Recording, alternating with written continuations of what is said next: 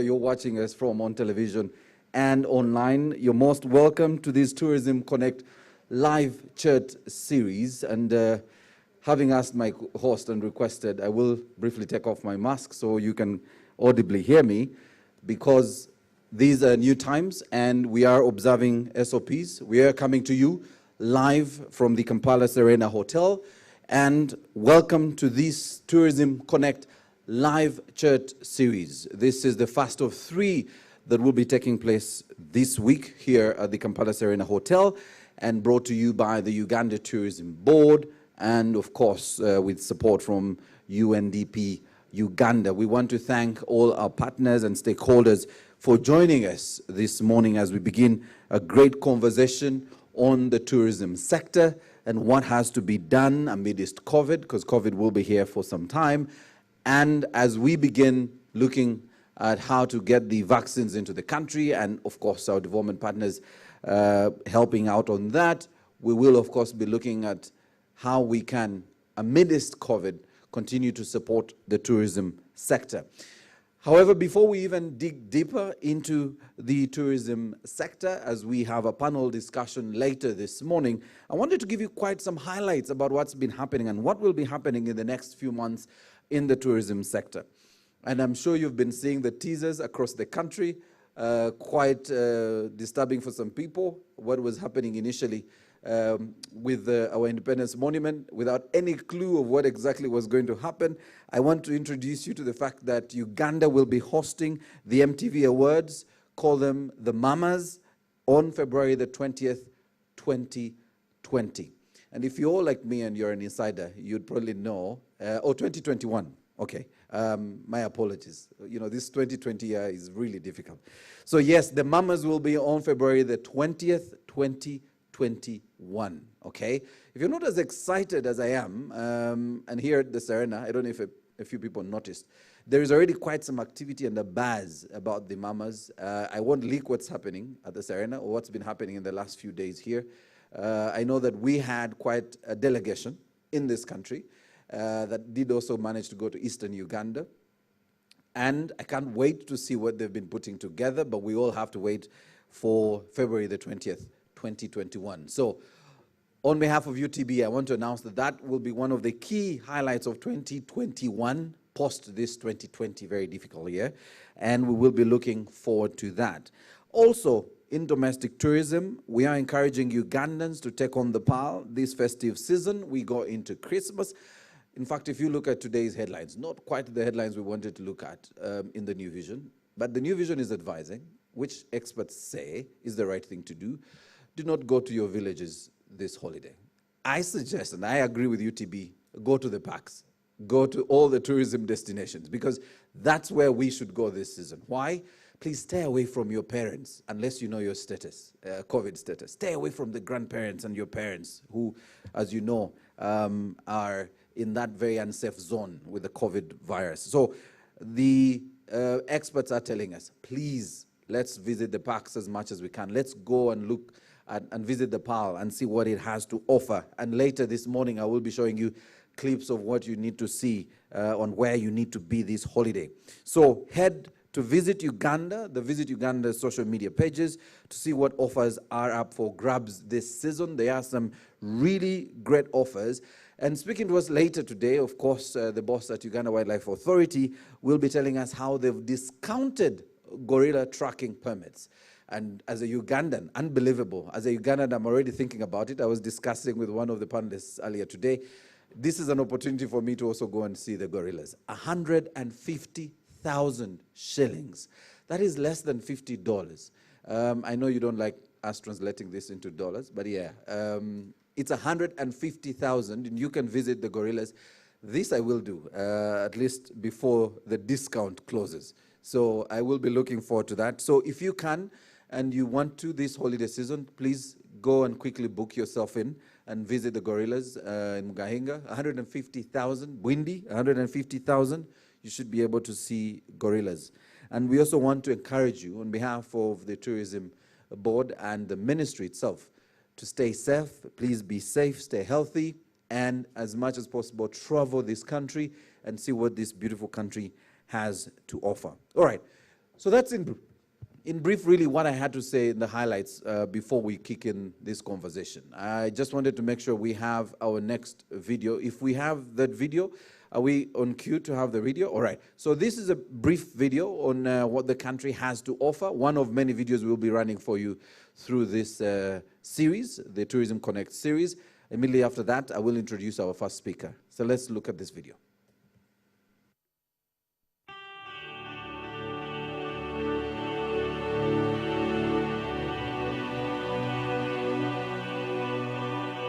Uganda is a fairy tale. You climb up, and at the end, there is a wonderful new world.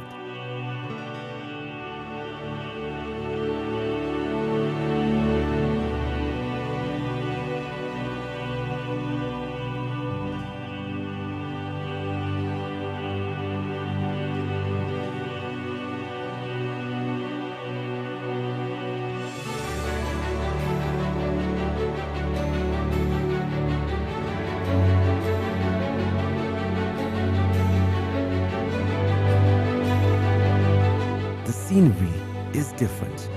The vegetation is different. Climate is different.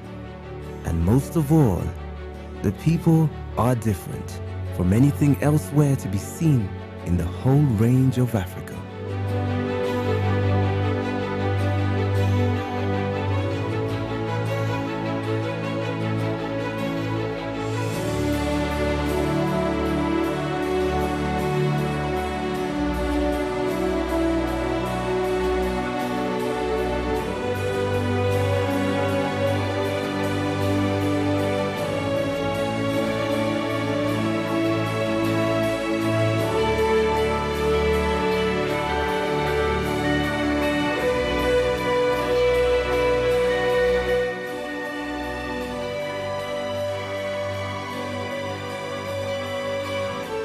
I say, concentrate on Uganda.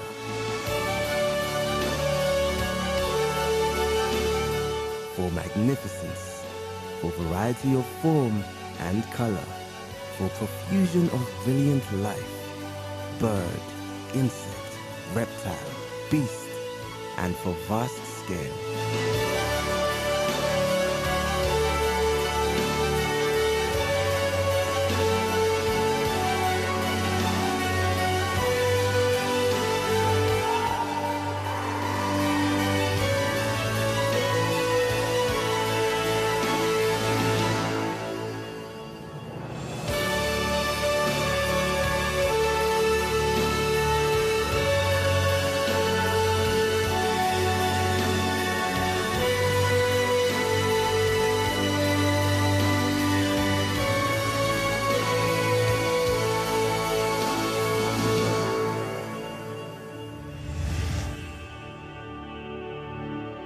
Uganda is truly the pearl of Africa.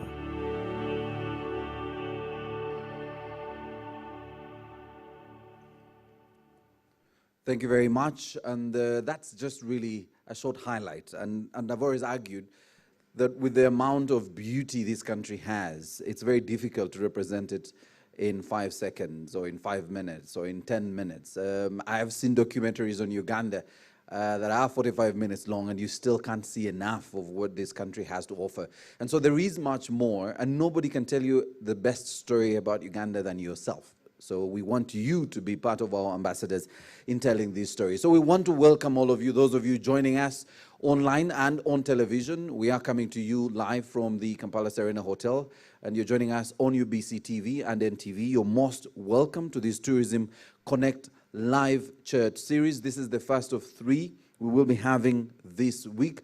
And today we will be looking at sustainable tourism development, which is critical in what we are doing amidst COVID as a sector to ensure that we have as many people visiting our country, and we encourage as many Ugandans to also see our parks. So I want to start off this conversation by inviting our host, the remarks from the Uganda Tourism Board CEO, Lilia Jarova.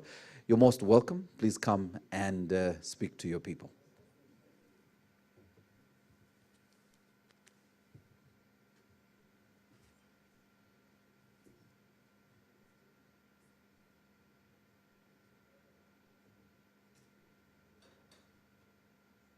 the other side. It's the other side.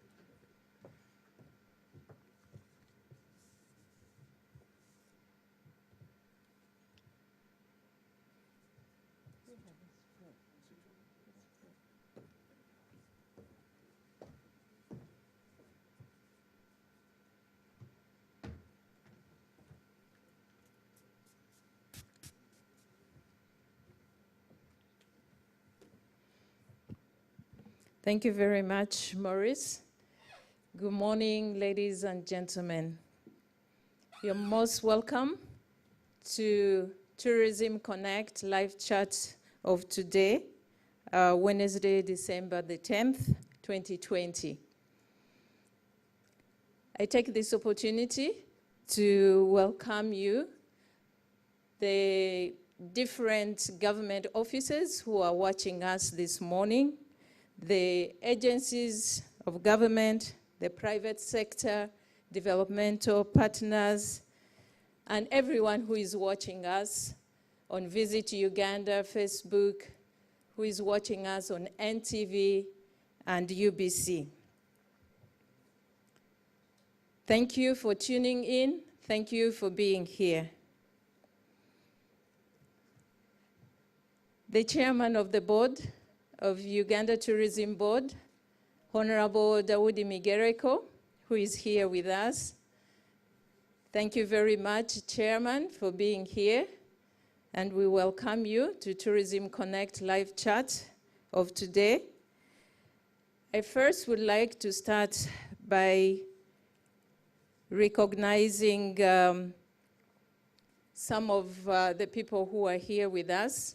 We have our chairman of the board, as I mentioned, Honorable Daudi Migereko. We have the executive director of Uganda Wildlife Authority with us. We have representation from the private sector who are here. And we have the media, and we have representation of the developmental partners, including UNDP. I would also want to take the opportunity to thank very much the support that as Uganda Tourism Board staff and management have from our board. And by having our chairman of the board with us today, I would want to give a special appreciation. Thank you so much, Chair. And I would like to thank the Ministry of Tourism, Wildlife and Antiquities, the leadership by the ministers, the permanent secretary, who will also be part of the panel as we go along with this conversation. In a special way, I would like to thank UNDP, who has actually funded this session of Tourism Connect live chat. So the airtime that we are having on NTV and UBC is courtesy of UNDP, Kampala, Uganda office. We thank them very, very much. And I also would like to thank other developmental partners who are part of this, EU, GIZ, the number of them who are being part of this conversation. NTV, UBC, thank you so much for getting this discussion, this conversation out to everyone who have connection to your network. The leadership of the Private Sector Association in the tourism sector, we thank you very much. Jean, Richard Kawere is supposed to be here, and I believe that a number of them are watching online. And a special appreciation to our moderator today, Maurice Mugisha, who has actually been the moderator for the Tourism Connect online since we went into the lockdown. Thank you very much, Maurice. And to our very valued panelists that we are going to have today. These are very resource people. We want to thank you very much, and we can't wait to hear from you. And on the team of the resource persons we have today, we have a sustainable tourism specialist expert joining us online from Nairobi. Judy, I saw you online. Thank you very much for joining in the conversation of Tourism Connect in Uganda.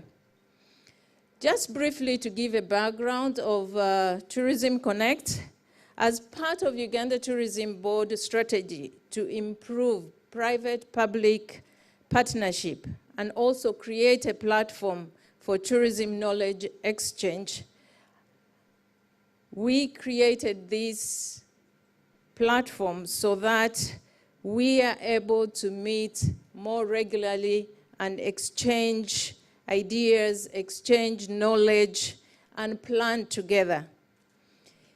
UTB recognizes regular stakeholders' engagement meetings to implement this strategy. Given the current COVID-19 pandemic that has affected global tourism and Ugandan's tourism, UTB wishes to carry out online stakeholders' engagement that we have been having since the lockdown. And once again, we thank UNDP for enlarging the network online so that we can be able to reach more people.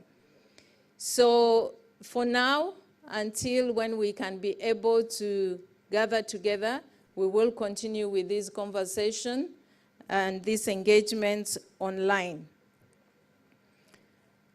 We aim to exchange ideas and knowledge on how the sector can revive, bounce back, and continue to support the growth of Uganda's economy. The conferences invite experts within and outside the tourism sector to share insight and knowledge that can support tourism business practitioners to recover, but also inform actionable steps in the strategy realignment of the sector, especially in the midst of the COVID-19 pandemic. Together with our developmental partners, UNDP, we have set up to host a 3-day conference starting today, that is the 9th to 11th December 2020. We have planned topics ranging from sustainable tourism development, tourism and rural development, as well as tourism infrastructure. In the past, we have unpacked topics through Tourism Connect, such as domestic tourism, religious tourism, tourism business survival in the wake of COVID-19, human resource opportunities and challenges, among many others that we already covered. Through all of this, one thing remains clear. Tourism is a resilient and it's a very resilient sector, and even in the adverse of situations, the sector continues to thrive. We are optimistic that the discussion we are going to have over the next few days will enhance our understanding on sustainable tourism, tourism and rural development, as well as tourism infrastructure, and the role that all these play in recovery of tourism sector, with everyone playing a part, the private sector, government, developmental partners. I wish all of us a very fruitful deliberation. Let's promote tourism together. And I ask that we continue to follow the health guidelines and we keep safe. I say this all for God and my country.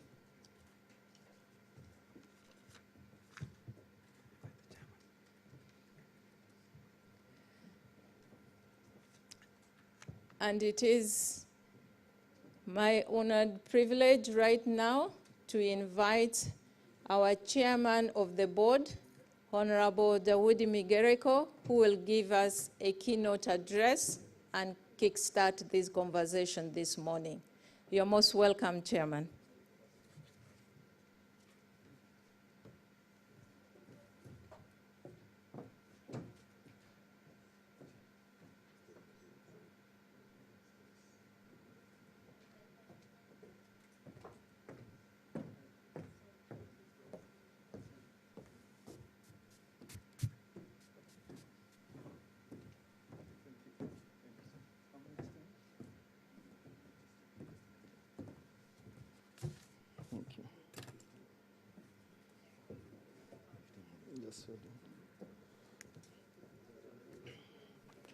Thank you very much, Lily.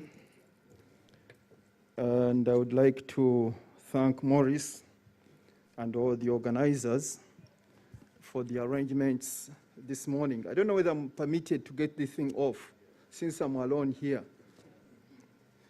I would like to thank the organizers for the arrangements associated with Connect Tourism.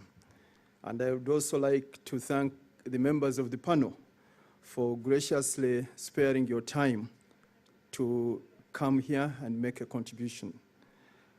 Tourism Connect is a critical initiative that brings all of us stakeholders to see how to overcome the challenges faced by the industry, particularly at this time of COVID-19. It helps us reflect on how to sustain our businesses and the industry. For instance, since this platform came into being, matters of domestic tourism have been mainstreamed, helping us to fill the gap created by a slump in international arrivals of tourists due to COVID-19. It is my hope that the outcome of today's discussion will further do value addition in regard to creating sustainable solutions with the desired economic impact right in light of the new emerging challenges for the tourism industry in Uganda and indeed globally. I must therefore commend the leadership of the Ministry of Tourism, Wildlife and Antiquities, Uganda Tourism Board, Uganda Wildlife Authority, the private sector led by Uganda Tourism Association for supporting and living by this idea of Connect Tourism.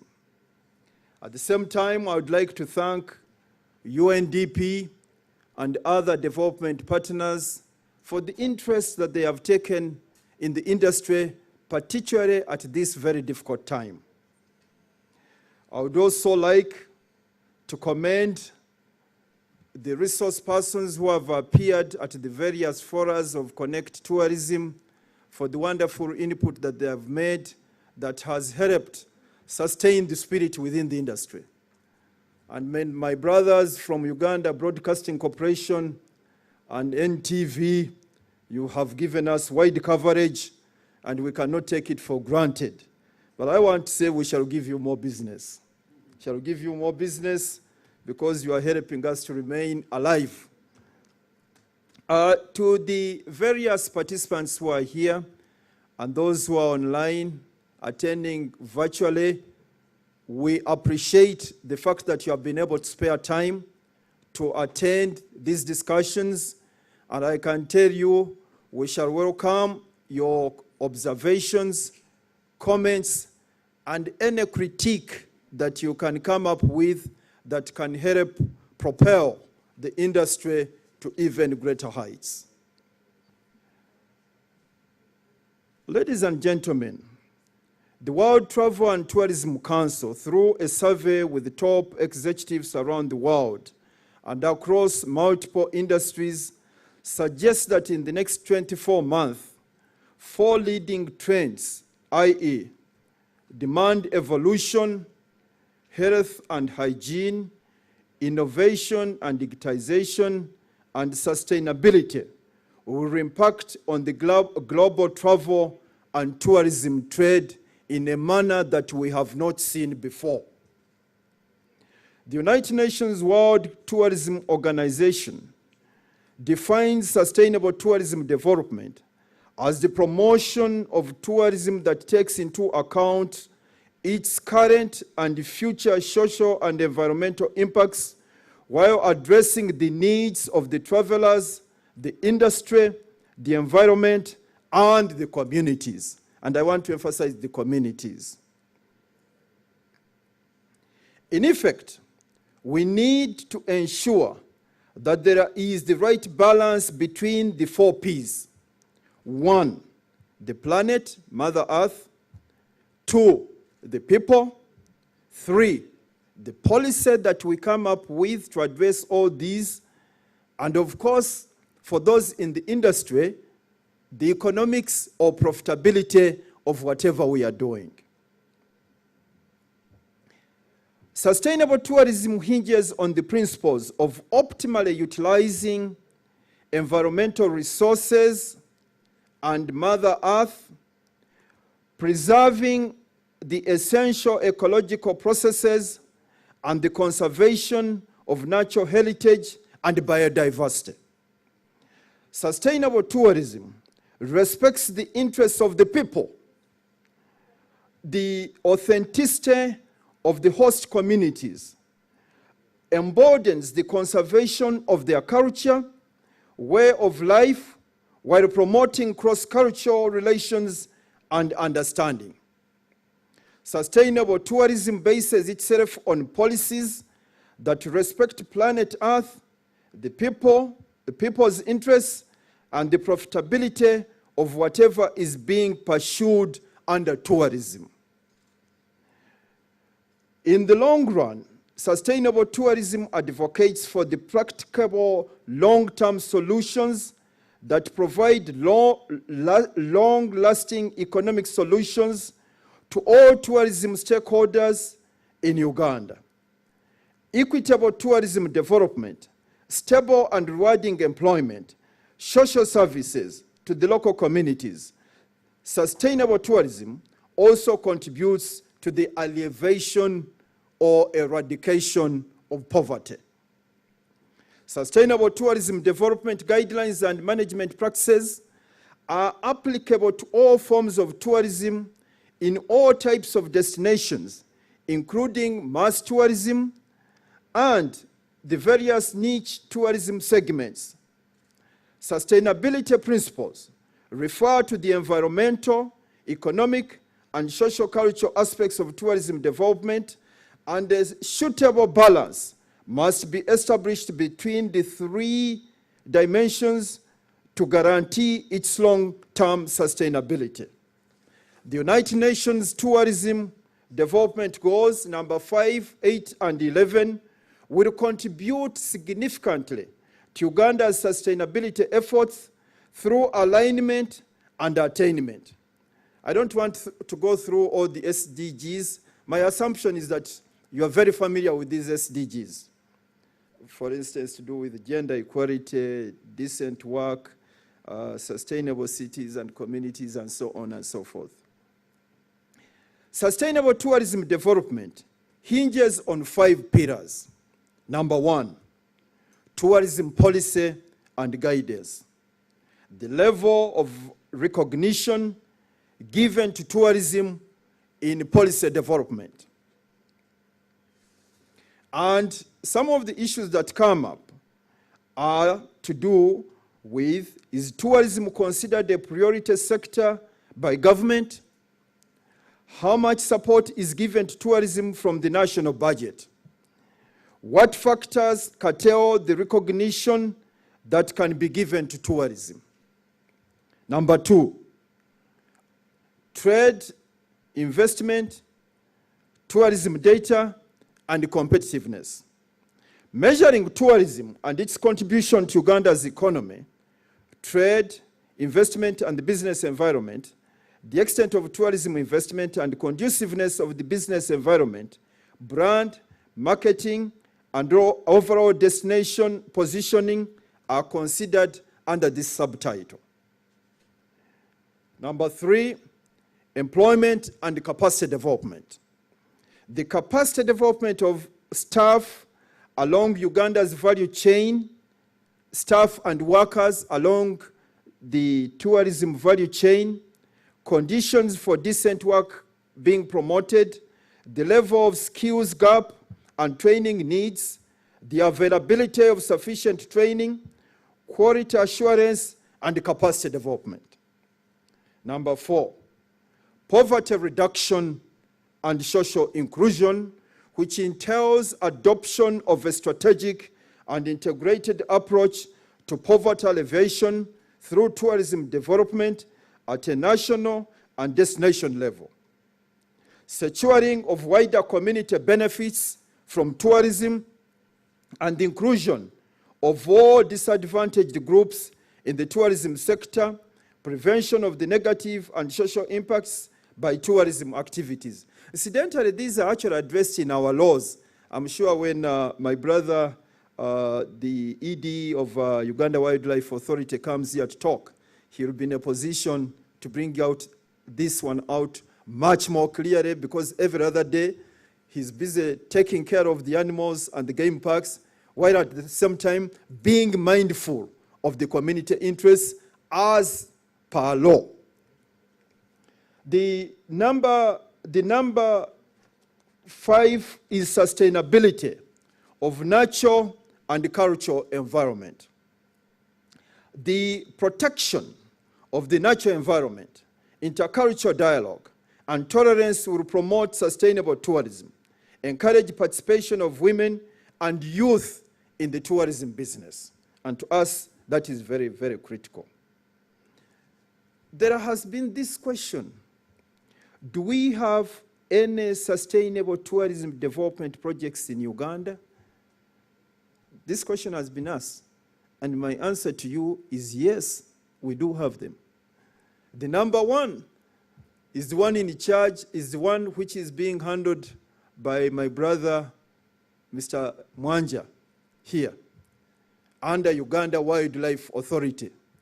Because you cannot talk about sustainable tourism development projects in Uganda without being mindful of the conservation issues under animal protection in the game parks and wildlife. So that is number 1. And this embodies many, many animals. Many of you normally talk about the gorillas, mountain gorillas. He's in charge, and I know he'll be talking about this. Number 2 is the River Nile. River Nile and the source of the Nile. It's a major attraction, tourist attraction, because at the source of the Nile, you are talking about the longest river. Is it in the world? Certainly I know on the African continent it is, but I'm being told in the world. And everybody takes interest in wanting to know something about the source of the Nile, where Lake Victoria releases water from the lake into River Nile on a journey of over 4,000 miles to the Mediterranean Sea. And this river traverses 10 countries with diverse geographical and morphological settings. And everybody takes interest in this. Government has come up with a source of the Nile development master plan, and it will be addressing issues of sustainable tourism development, making it more attractive to the tourists, but at the same time conserving what needs to be conserved so that we can be able to have sustainable arrangements that will stand over the years. The other projects are to do with our mountains. Our mountains, Mountain Rwenzori, Mountain Elgon, are major tourism, sustainable tourism project areas. And government has acquired funding from the World Bank through SEDEP to address the peculiar and special sustainable issues that are required by way of developing accessibility to these mountains. Some are talking about the wired cars. I don't know how wired cars look like because I've never been able to step in one. Some are talking about spatial ways of accessing the mountains while at the same time limiting the effect on the environment, establishing spatial bridges, setting up paths on the mountain tops such that the ecology is not in any way affected. We are also establishing projects on canopy walks, glass paths. You can be in a position to walk on top of a forest by taking advantage of glass emplacements so that you can be able to see what is below you in the forest and you leave the forest intact. We are trying to do the glass bridges not only in Kibale area, in the Kibale area, we are also trying to do this in Chambura, the Chambura area. And these are very interesting tourist attraction areas. But we are trying to do the same thing at the source of the Nile, because many people really want to be photographed at the source of the Nile so that there is a permanent record that they ever visited the source of the Nile. Seeing the water from Lake Victoria and water bubbling from underground to feed into River Nile. And the glass bridge project is being developed, just like for Murchison Falls. It is being contemplated that we should be in a position to develop one. But there are also other projects, for instance, the Glaf Conservation Project. We also have the Space for Giants project. These are all spatial tourism sustainable development projects. But my brother Sam should be in a position to say more than I'm able to say in the circumstances. But I think I have tickled him. He'll be in a position to bail me out on details. The issue of sustainability of tourism under COVID-19 has been under debate for a very long time, ever since COVID set in. According to the WTTC publication of 2020, the COVID-19 pandemic has greatly impacted the global travel and tourism industry. Indeed, it is projected that the situation is not likely to change a great deal until a vaccine is on the market, until treatment arrangements have been established world over. I have been reading, I've been following on TV, a debate about introduction of the vaccine, and I think the first candidate for vaccine has already taken a shot. One was 80 years and then another one and so on. These are very promising developments because once a vaccine is in place, it will transform the happenings in the industry. Just like when we had smallpox, when we had a yellow, what is it? Smallpox, yellow fever, and so on. I mean, these afflicted the world population tremendously, and until vaccines were introduced, one was never at liberty to move at ease. It is true, the industry has been hit and hit badly. In Uganda, we have had our own share. Many of you may want to be reminded that until recently, and I think it is still the situation now, tourism has been the leading foreign exchange earner, bringing in about $1.6 billion US per annum. some time back we had coffee. Today, coffee brings in about 560 million US dollars. Tourism, 1.6 billion US dollars. So you can see the contribution to the economy has been tremendous. But with the COVID-19, we have a problem. We must look for alternatives, but we must also work hard to make sure that tourism continue bringing in some appreciable levels of revenue to sustain the economy. The contribution to GDP stood at about 8%. That is now in question. We don't know what is going to happen. Jobs contribution stood at about 700,000 jobs being contributed by tourism. What I know for a fact that the hotel industry has been badly hit. It suffered cancellations of about 8 out of 10 bookings have been cancelled. Similarly, workers have been laid off. I think out of every 10, 7 have been laid off. So it is going to create huge unemployment crisis in the country. It is also true that earnings to the tune of 130 million US dollars per month have been hit as a result of COVID and its effect on the hospitality and tourism industry. Similarly, the agricultural sector has been hit because agricultural products now have no market. Eggs have no market. Those who are interested in pork, they are also in trouble because they can't find it in the hotels very easily because the hotels are partly closed, the bars are partly closed, and you can't take your pork without a beer and so on. So there are all those challenges.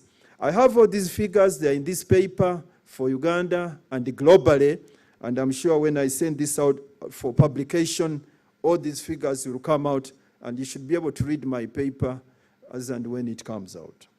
What is the way forward for the sector in Uganda? Number one, we need to invest heavily in product development, taking advantage of Mother Nature, sustainability, policy direction, and profitability arrangements. Let me tell you what, you can't talk about sustainability when you have no resources to mitigate against the adverse effects of any development. So profitability is critical if we are going to be able to make headway. Two, we need a strong promotional and marketing effort in which we must invest as a government and the private sector. And I must repeat, the Ugandans must do it. This business of sitting back and waiting for foreign investors, I think those days are numbered. They must be out now.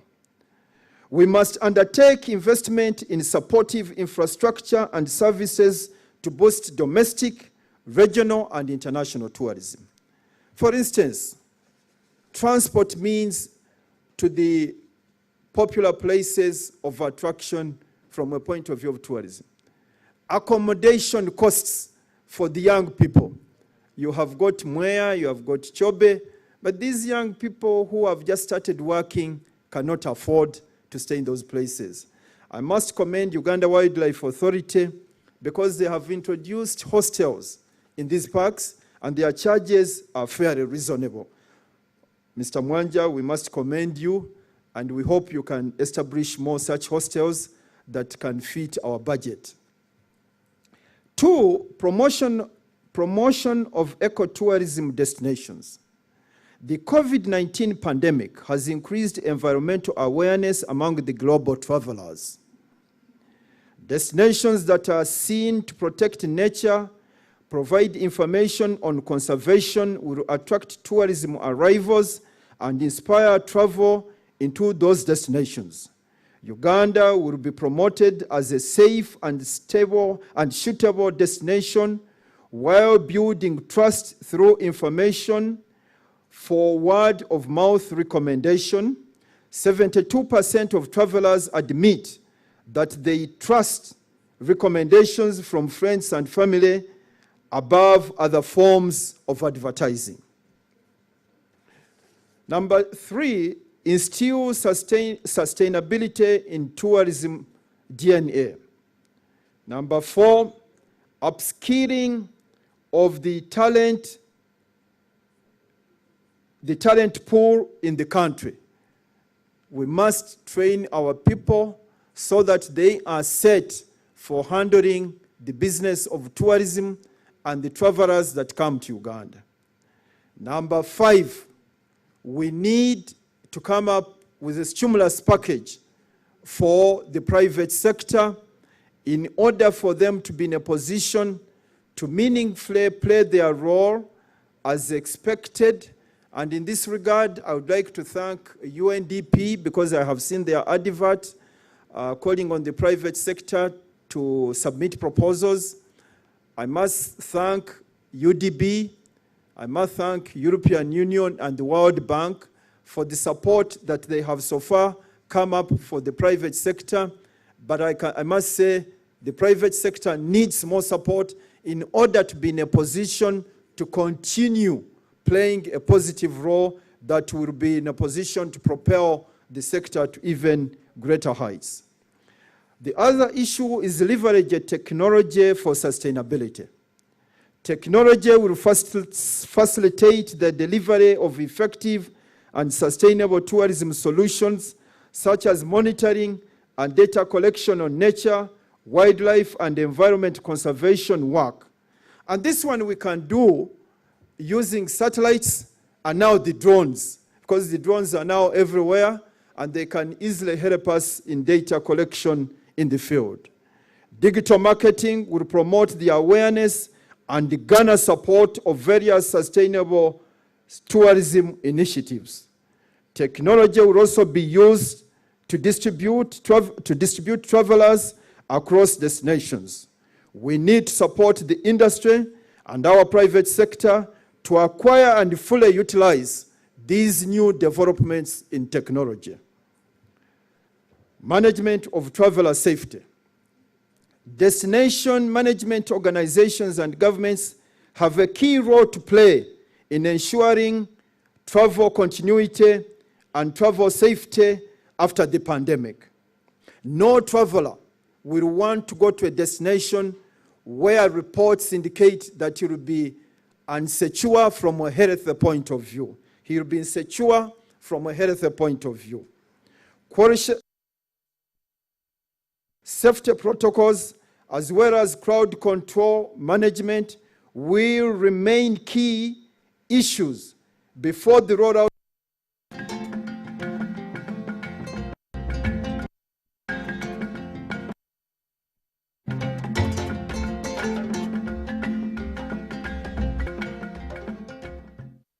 in Uganda as government entities in tourism in Uganda. We need to establish global partnerships so that we can be in a position to partake of the synergies that accrue from such arrangements and partnerships. In conclusion, for Uganda to make significant strides in sustainable tourism development, all the stakeholders across the tourism chain should pay attention to a few things. Number 1, appreciate the need to vigorously mobilize resources and invest in the sector to improve and develop our sites and products such that they can be globally competitive, but at the same time, help us to boost our domestic tourism. Number 2, fund and pursue promotional and marketing campaigns, both locally and globally, taking advantage of modern technology and partnerships with the IT companies and other arrangements. Number 3, make optimal use of environmental resources that constitute a key element in tourism development, maintain essential ecological processes, and conserve Uganda's natural heritage and biodiversity. Number 4, respect the social cultural authenticity of host communities in the destinations, conserve both built and living cultural heritage and traditional values, and contribute to intercultural understanding and tolerance on top of rewarding the communities that are within the vicinity of the tourism sites and attraction areas. Lastly, ensure the emergency of viable plan and try to ensure the emergency of viable long-term economic operations, provide fair distribution of socio-economic benefits to all stakeholders, such as stable employment and income earning opportunities and social services to host communities, in addition to contribution to poverty alleviation to the marginalized communities. I want to thank you, but at the same time, I want to thank government for having come up with a budget for our Entebbe airport, which is being prepared for the onslaught of big numbers of tourists once the lockdown in some countries has been lifted. Government acquired resources amounting to $320 million for that purpose, but at the same time, on top of working on Entebbe, they are also working on the small airstrips in the country, Pakuba, Kasese, Guru, you know them, the list is so long, but government has allocated resources to ensure that these are all worked on so that internal connectivity can be addressed, can be enhanced, and the tourists can be in a position to have a movement option. If you want to move by road, you can move by road. If you don't want traffic jams, you can fly. You can go by lake, because even water transport is being improved on. At the same time, there has been a budget of 264 billion shillings for the tourism roads. I think this is a major breakthrough, and I think the industry will be in a position to put to good use all these monies such that we can be in a position to bolster our tourism to even greater heights. I have not been able to say everything because I know there are experts here, the resource persons and members of the panel. Their knowledge of what we should be doing in the tourism sector and conservation matters is much better than mine.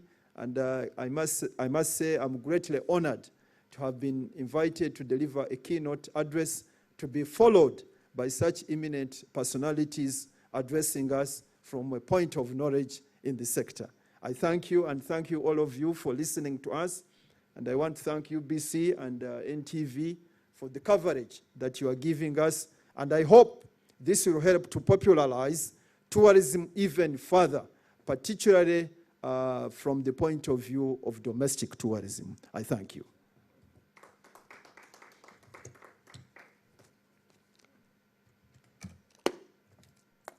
I hope I kept time. Thank you, thank you, thank you.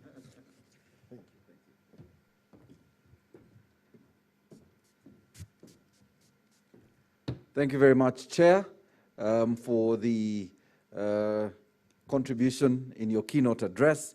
For those of you who may not be aware and may be thinking that the chair of the board is just a former politician, the chair of the board is actually a hotelier and is in the sector, a practitioner in the sector, and has been an ambassador of tourism for as long as he has lived, having known him, for those of us who have, for quite a bit of time in Jinja, Eastern Uganda. So the chair, with his vast experience and as a practitioner, has shared his notes on what exactly is happening in the sector, with some highlights on areas of concern, including the areas we should actually be looking at. And really that begins this conversation, the Tourism Connect conversations we are going to have for the next 3 days. And before I introduce our panel, I wanted to also inform you, our viewers at home, you can join this conversation on our various platforms, the Visit Uganda page on Facebook, and all the online platforms of UBC and, of course, NTV. But you should use the hashtag TourismConnectUG so we can pick up that conversation. And if you have questions later for the panel, I'll be happy to pick them as we begin this panel discussion. So I will welcome our panelists, and I will briefly request our panelists, those who are here, and I know Judy is online, so both Sam and Martin should make their way. Please socially distance, so let's leave one seat in between ourselves, and I'll gladly introduce you when I'm ready to introduce you for the first question. But I wanted to begin with Judy, who will leave us quite early in the panel discussion, so I want to start with you. So let me introduce Judy, who is coming to us via the online platforms. Judy Kepa-Gona is the founder and principal consultant at Sustainable Travel and Tourism Agenda, STTA, a Pan-African organization that is working to shape a sustainable future for Africa's tourism. She has over 20 years experience working around sustainable tourism design, models of community engagement in tourism, private-public partnerships in tourism, sustainability assessment approaches, and destination support programs for sustainable tourism. So I want to welcome you, Judy, to this panel discussion. And I want us to start this conversation, Judy, but by you helping our viewers that are watching on television and online about this conversation, sustainable tourism development. What is this we are talking about today? Much for having this movement. We wish that people would be able to travel to experience the beautiful places that we have to offer in East Africa. Now, I will go straight into this discussion of sustainable tourism. Thank you very much to the chairman of Uganda Tourism Board, who has elaborated in detail the meanings and understanding of sustainable tourism. And picking up from where he has left, I just wanted to give us a broader perspective of what sustainability is morphing into. Today, when we talk about sustainable tourism development, we talk about a quality management system. We talk about a quality management system that enables the tourism industry and businesses and destinations to build resilience, to build economic resilience, to build social resilience, to build environmental resilience, so that we have a thriving sector. We are moving away from talking about a profitable sector to a thriving sector. The chairman did allude to the 3 Ps of sustainability, but today the fourth P, which is about purpose. We all know people, planet, and profit. But the 4th P, which is about purpose, is about thriving as a society, thriving as a sector. So when we talk about sustainability as a quality management system, we are talking about sustainable tourism development, not just being about addressing community issues and environmental issues, but we're also talking about supply chain management. We are talking about rethinking business models in tourism, rethinking how we do commissioning so that we can retain more revenue in destinations, rethinking how we integrate as medium, micro, and small enterprises into this supply chain so that we build resilience in destination. We're thinking about fair trade models that enable us again to retain tourism revenues in destinations, to pay the right prices for services that are offered by different segments in the supply chain. When we're talking about sustainability today, we are talking about the quality of work, the quality of employment. The jobs are created, yes. How secure are these jobs? Can these jobs guarantee the people who work in this industry a future beyond the last paycheck? We saw what happened with COVID-19. As soon as a pandemic was announced, this is an industry that could not keep its employees for the next 1 month because of issues of quality of employment within the tourism industry. We are talking about marketing and communication, which is very important for sustainable tourism development, because the message has to be received clearly. The values of the industry must come out through its communication. Now, whereas we had a health crisis, what came out from the industry right from the beginning were economic messages. which sends another message to the world that this industry probably cared more about the economic value than it cared about its people. We were faced with a health crisis. And if you looked at the press releases that initially came out from businesses, very few of them were talking about health. They were talking about cancellations and travel again with us tomorrow without thinking about the health in the destinations and the people. And the world was suffering and is still suffering from a health pandemic. When we talk about sustainability as a quality management system, we're talking about governance structures within the tourism industry, the tourism institutional infrastructure and how it is governed. How accessible is this industry for new entrants? So there are a number of things today. At SCTA, we call them the 7 core areas of sustainability, just beyond community and environment are now a given. You cannot talk about sustainability without talking about them. But we realize that beyond that, there is another element that is most important, and it's the economic sustainability, which has been broken down to all these core areas that I'm talking about, which is about effective communication in our marketing, which is about the supply chain issues, which is about the governance of the system, which is about fair trade, which is about rights within the tourism industry, which is about quality employment within the tourism industry. These things will enable us, particularly in Africa, to grow our tourism sustainably. We know very well that Africa is susceptible to a number of uncertainties. Anytime there is global economic uncertainty, tourism in Africa suffers. We have recession in Europe. The impact on tourism is greater in Africa than it is in the countries where the recession is taking place. We have security uncertainties.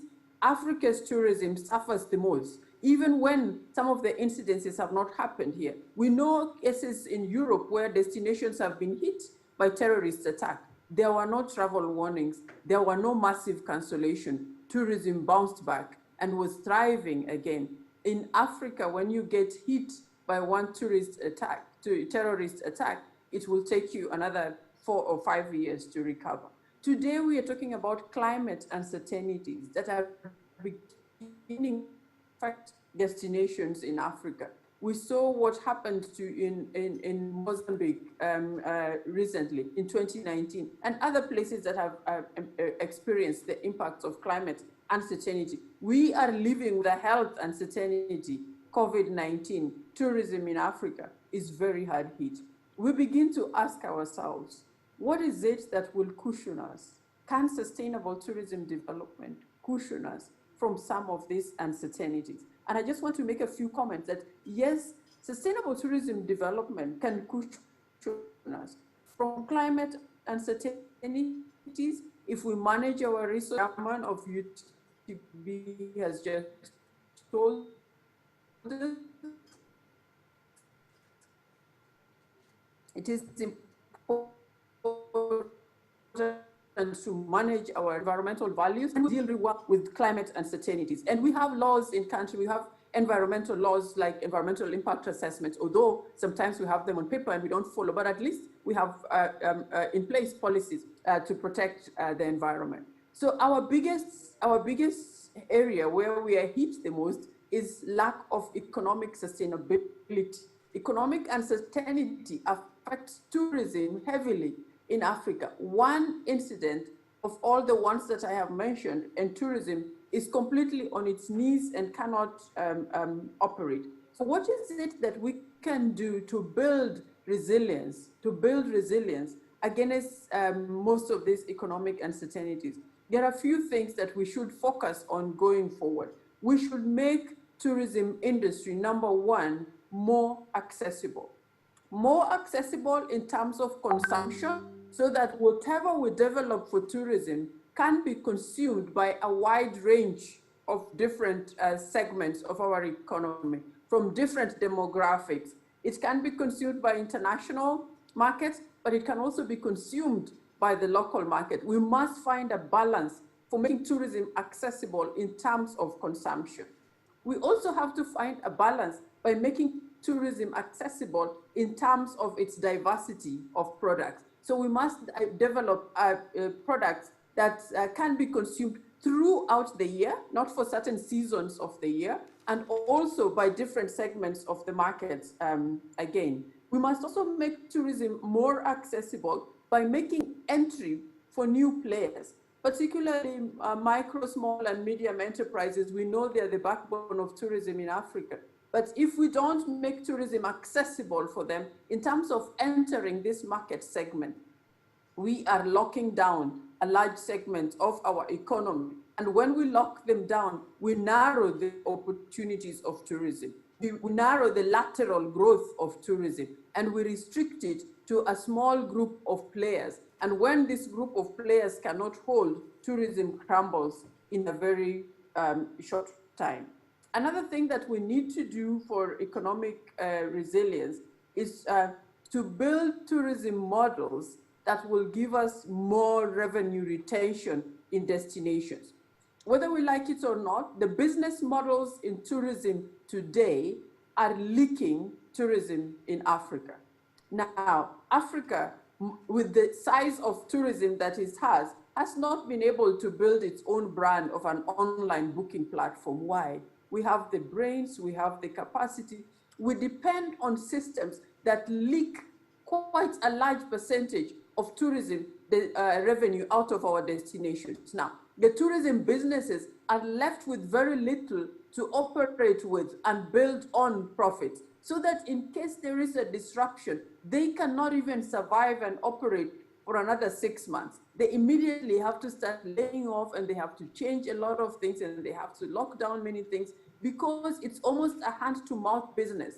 It's a hand-to-mouth business because revenue is leaking. And revenue is leaking because we have adopted tourism business models that do not work for us today.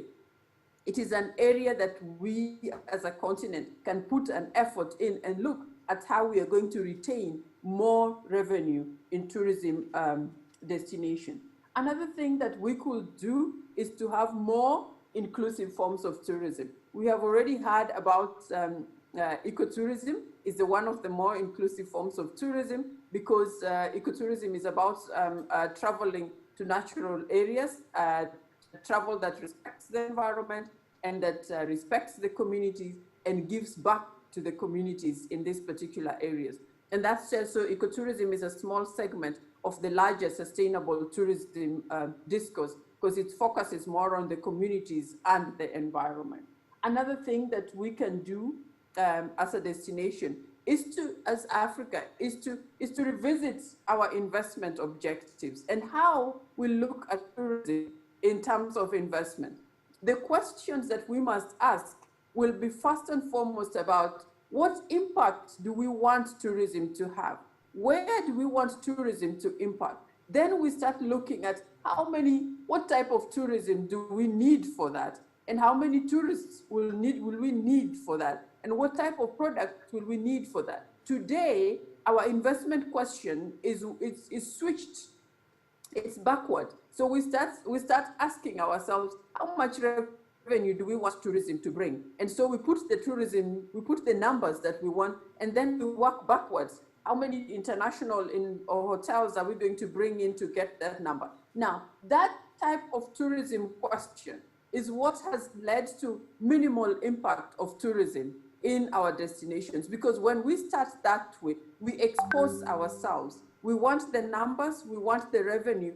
So because we have to meet this, we get whoever it is that will bring it in. And sometimes we even lower the entry requirements so that we can reach this target. But if we start by asking the question of what do we want tourism to do for us? How do we want it to work for us in the first place to achieve these impacts that we are talking about? Then we will start defining what type of investments that we want, what type of tourists that we want, what type of packages do we want to come up with. When we do these things, these particular 4 things for me is part of building a sustainable.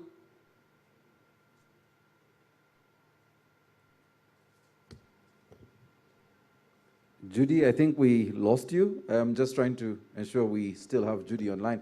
So as soon as we do, she was definitely concluding, and we want to apologize for that break in network. Judy, if you can hear me, thank you so much. And if we can, we'll come back to you and see whether you can conclude with your remarks. So we'll see how that goes. All right, so we'll continue monitoring the internet.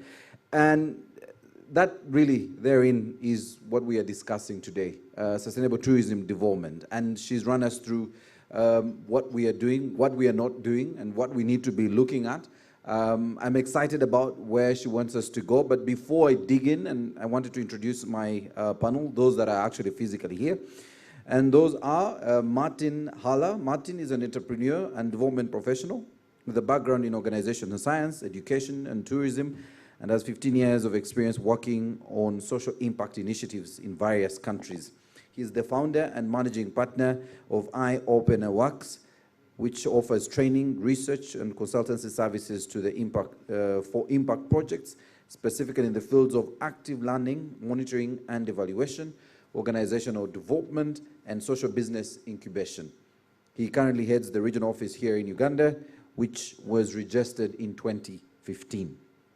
Also with us is Sam Mwanda. You notice I added Mwanda. That's how it should be pronounced. Those of you who don't know, we'll call him Mwanda, but it's Sam Mwanda, Executive Director, Uganda Wildlife Authority. Sam is a veteran conservationist with over 20 years of natural resource conservation and wildlife management experience.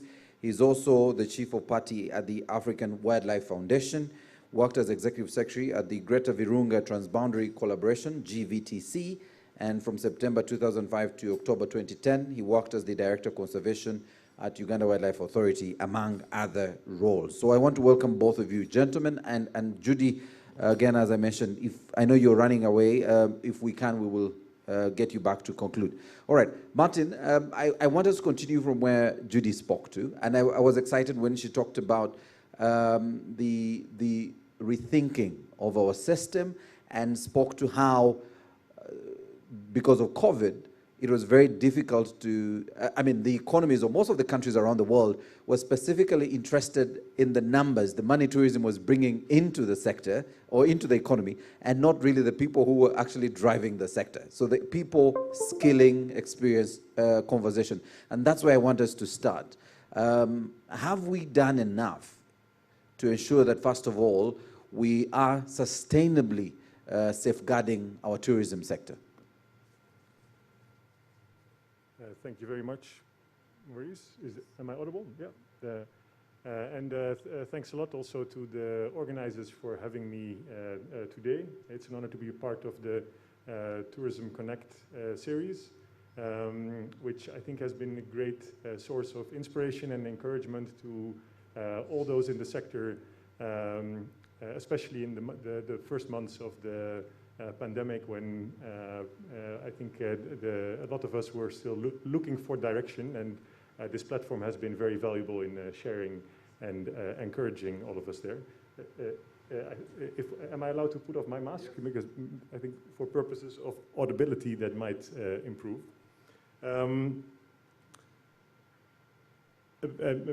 Before I answer your question, Maurice, maybe just a bit more about the way I will be answering it, because it is really connected to what we do at Eye-Opener Works.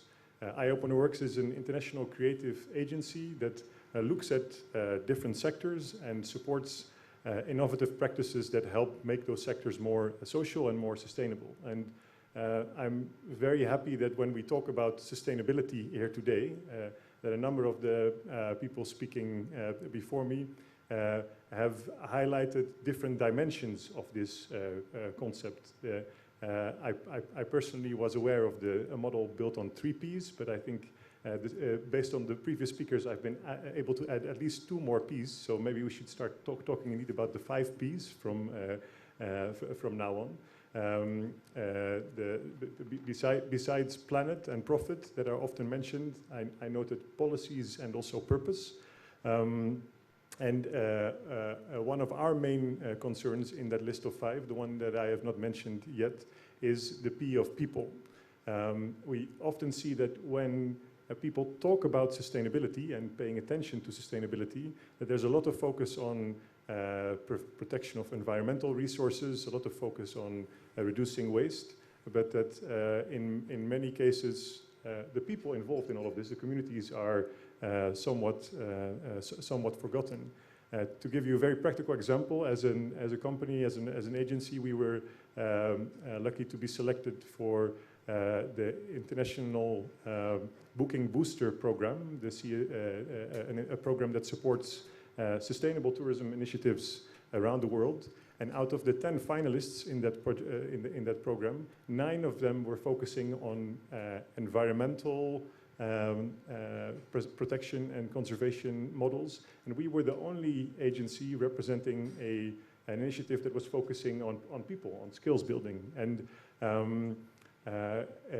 if we are not paying attention to that element, and I think that element has been, in fact, indeed overlooked in the response so far, and also I think in the response that we are planning as a sector for the upcoming years, we can really do our best to conserve the national parks. But if the people around those national parks do not possess the skills to benefit from the attractional value of those geographical areas, then we're not building a model that is really sustainable at the core. So that is why, as iOpenWorks, we have been one of the driving forces behind an initiative that attempts to make skilling and quality skilling as accessible as possible. And especially in times like these, when it's very difficult to physically access schools and access educational institutions, we feel this is more relevant than ever. The initiative is referred to as Ukarimu, and Ukarimu avails a set of modules, a set of learning materials to both educational institutions, but also to students out there themselves that are interested in starting a career in tourism, and supports them in building the skill set, the awareness, and the soft skills that are needed to start making an effective contribution to this sector. So we're very happy to share more about that, and more information can be accessed through the website and through an app that we also recently launched. So maybe in sum, I definitely feel that there have been great attempts to look at this momentum that we're having now to rebuild tourism, reboost tourism in a sustainable way. But in that whole spectrum, we would advocate for more attention for relevant, quality, and accessible skilling, and are very happy to make a contribution to that ourselves. Martin, I still wanted to stick with you. First of all, I want to appreciate that you've been part of the Tourism Connect series, the online version, and you were very helpful, and you were contributing to the conversation on human resource development in the sector during our Tourism Connect series. And I wanted to speak to that because when we looked at the numbers, including the UNDP report on the impact of COVID on the sector, tourism is one of the largest areas that is affected. And there were numbers shared, and we were trying, I think, before the conversation. I know a number has been thrown around, about 400,000, but that's, again, we think it's less than exactly the number of people that were affected in the tourism sector, especially the tour guides, tour operators, drivers, and even some of the staff of the different agencies and organizations that work in the sector. But speaking to that, and there's been this whole notion that if we were to discuss sustainability, that among the suggestions that Judy was sharing, the idea that we need to review and revisit our models, even with human resource. So we were quick to protect the economies and provide a stimulus in some areas, especially those that we thought were involved in direct, employment of people. And tourism was really not necessarily an area of interest. And I think she's speaking to that. But that was really to protect the workers and the people that were involved in the sector. Is that because the skill set that has been developed in the sector has not been appreciated yet? Or is there so much more we need to do in skilling of the professionals or those that are actually in the sector to make them a must support sector, a must help area, especially during COVID, but also going forward, that we need to protect those jobs if we are talking about sustainability? Yes, I definitely think that a part of making sure that as a sector we are able to rebound is making sure that the people that have been making this sector work and thrive are still there when we get out of this. So, and not only, so that would, for me would be, include indeed first and foremost taking care of those that have been serving in the sector and looking at ways to continue to continuing to engage them, and at the same time making use of this momentum to make sure that the skill set that they have when they get out of this, when we get out of this this whole situation, is ready for the demands that the market is posing to us. And there's a number of gaps that I see and that we see that we will need to address together to make that happen. One of the gaps that we talked about in also one of the previous series is the content and the way a lot of the training programs that we engage these people in are taking shape. It is really about moving away from mainly theory and putting attention to the soft skills and the market awareness that are required for these staff members to make a valuable contribution. So that's one. I think there's a crucial task for all of us to really rethink that. And the second aspect in this regard should really be focusing on how we make these skilling opportunities as accessible as possible. The model of purely vocational schooling in institutions, especially in this time, has not proven to be effective. We need to rethink models that focus really on learning on the job and learning within private sector institutions and within companies, supported of course still by training institutions, but also by a set of resources that can be accessed from various locations. We just launched an app last week, the Ukarimu app, which can be downloaded in the Play Store. It's available to everyone owning an Android phone for free, which makes it possible for those that are now redundant or that are sent on unpaid leave to refresh their skills, to use some of this time to update their knowledge, and to really make sure that by the time we see a bit of rebound, it is not a question who should be hired and to make this sector thrive. So this is also an open invitation to anyone out there. Download the Ukarimu Academy app, look into those resources, and don't wait for schools to reopen to really prepare yourself for what is next.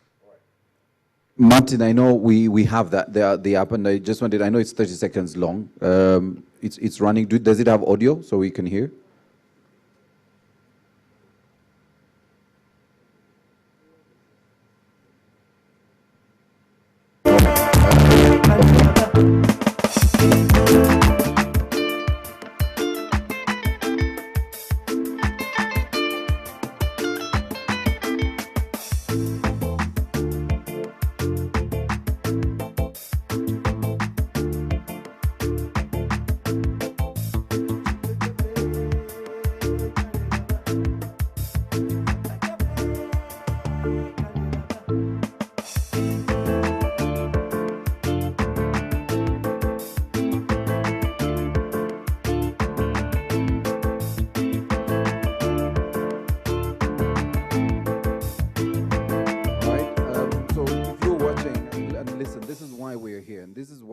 The Tourism Connect series. It's not really just about filling television airtime, I can tell you, because the ministry to UTB and UNDP wouldn't be doing this, because we know there's a lot of people out there who used to work for these different organizations and institutions and hotels and lodges who are at home, and this would be an opportunity for you. One quick example, and I'm excited because finally we are here in another hotel supporting the industry, because when we began out of lockdown, and the series, if you can go online, visit the Visit Uganda page on Facebook, you will be able to find all the series we had on Tourism Connect. They're quite educative and insightful if you're a lover of nature and tourism and also a practitioner. But also, it kind of shares with you insights on where we are going post-COVID or during mid-COVID, and it would be great for you to log in and look at that. However, I want to just share with you an example. We are here at the Kampala Serena Hotel. I can tell you for a fact, during lockdown, this place looked like a deserted institution, and it was horrible to see for me, who's worked here before for over 12 years.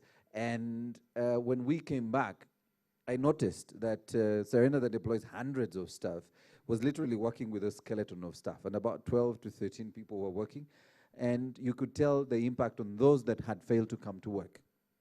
And that's what you're speaking to. And I asked at that time, what was the criteria of picking who came to work? And it was clearly about who was as skilled as possible and was able to do much more than just the initial job they were doing. So if you're initially a front desk worker, you needed to have been doing something else. And you had expertise on customer care, you had expertise on booking, you had expertise on client management and events management. So the one staff that was brought in was doing work for 4 people. And that's going to be the new normal, right?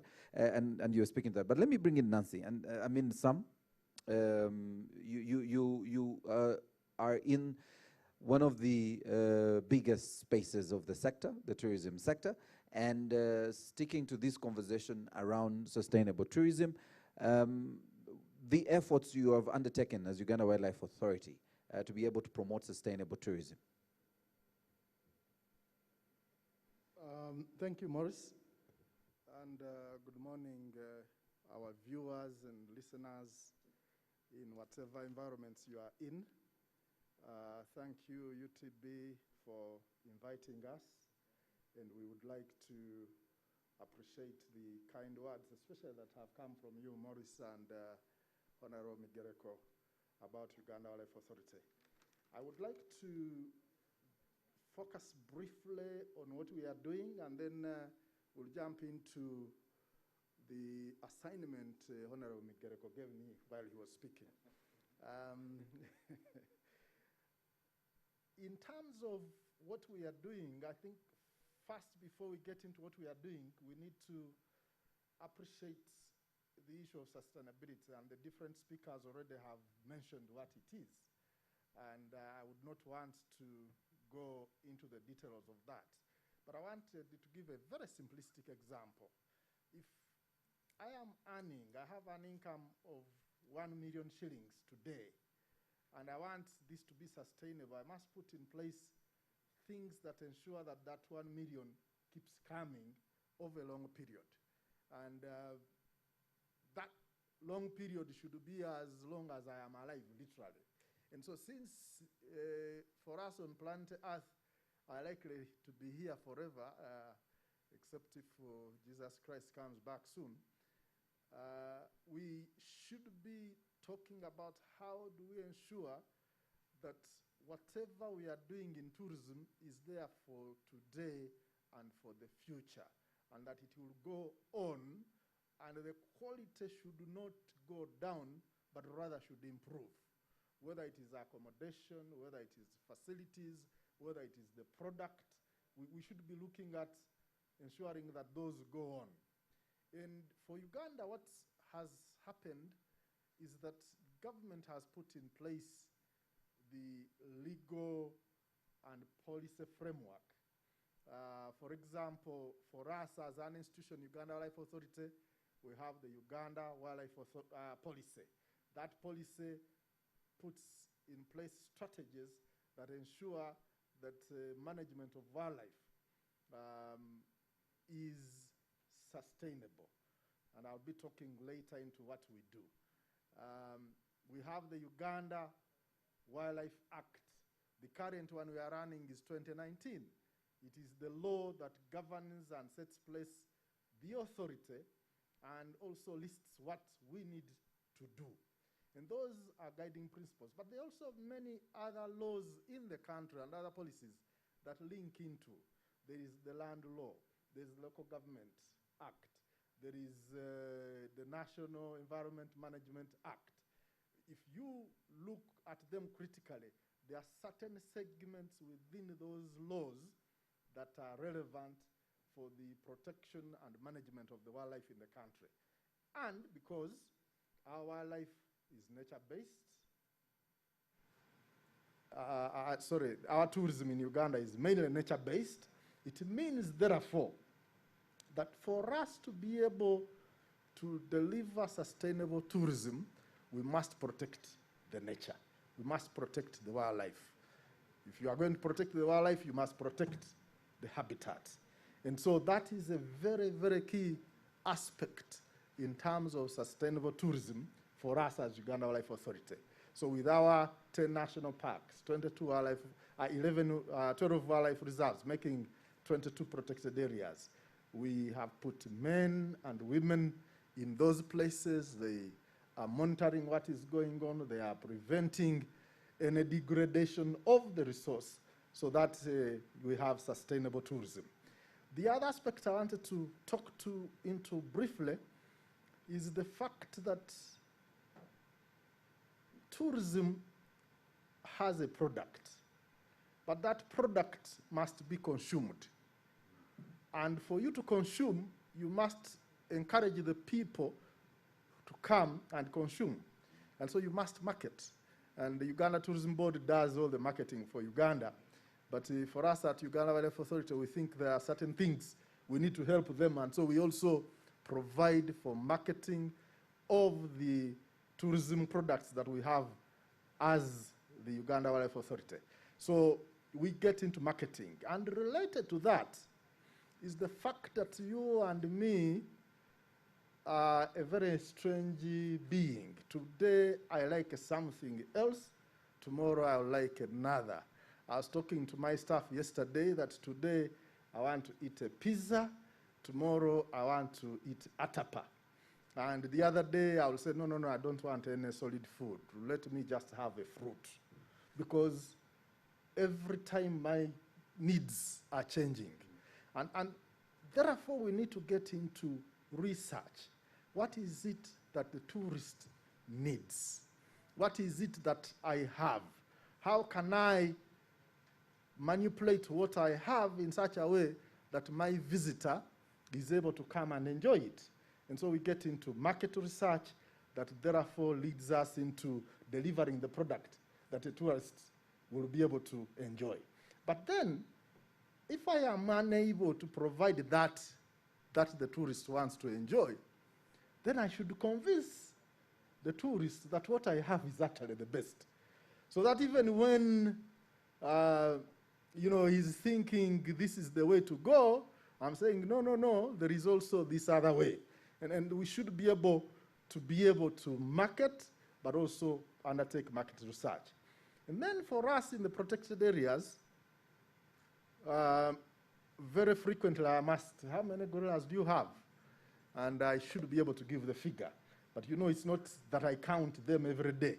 But from time to time, I am monitoring. I am able to know whether the numbers are going up or they are going down. I need to undertake research if there is a disease among, for example, the giraffes, so that if it is a disease that might decimate them, I'm able to bring it under control as quickly as possible.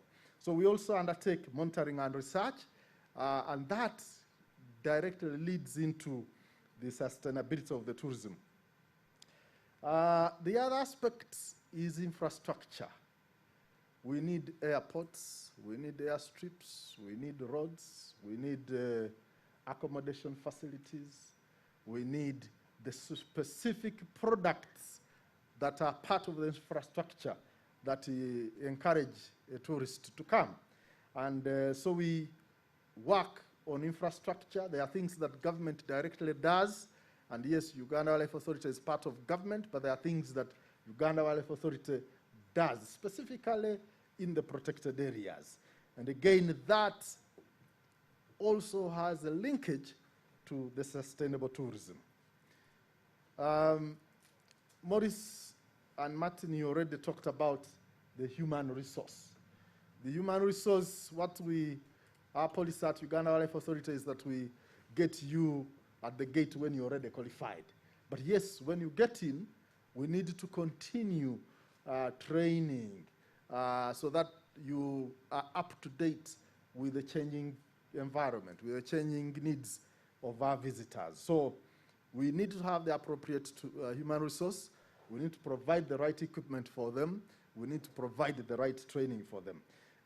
Finally, and I think most importantly, is the issue of community engagement.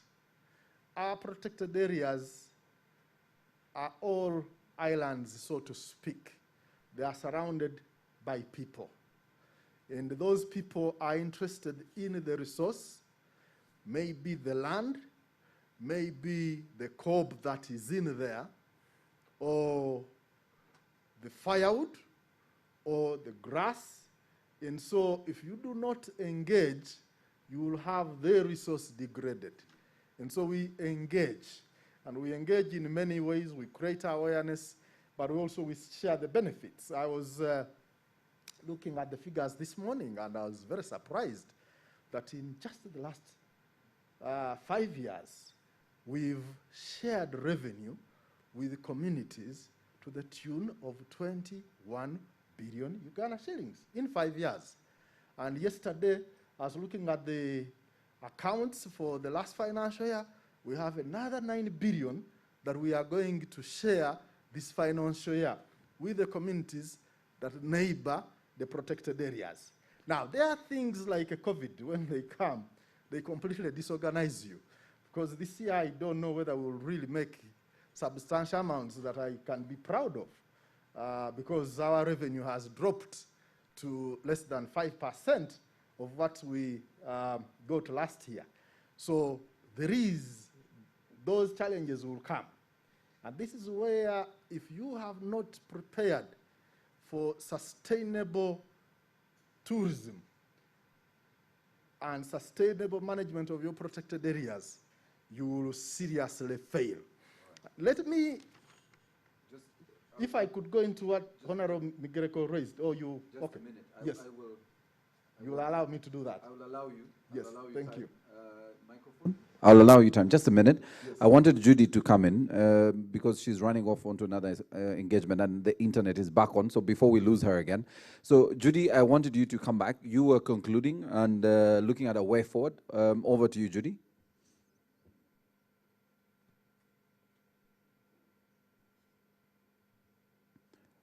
Judy, your mic is muted. I can see it there. Can we unmute Judy's mic? Let's unmute her mic. Just a minute, Judy. I'm trying to see whether it's on our side.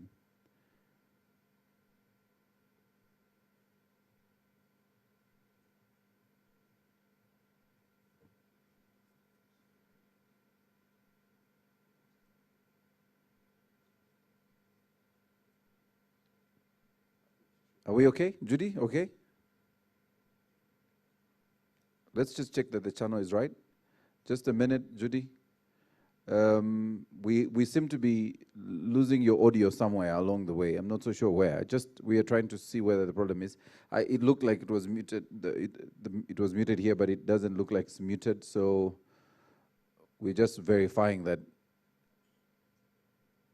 Okay, just let the team try and sort that. And as I was mentioning, so we were running through the Tourism Connect series we had during lockdown. And for those of you who missed them, that was in April and May. Quite exciting. And we, as Lily mentioned at the beginning, we ran through almost all the major areas affecting the sector, especially during COVID. And then we specifically also looked at some of the conversations we're having. I mentioned human resource. She did mention we looked at domestic tourism. We looked at both religious and cultural tourism.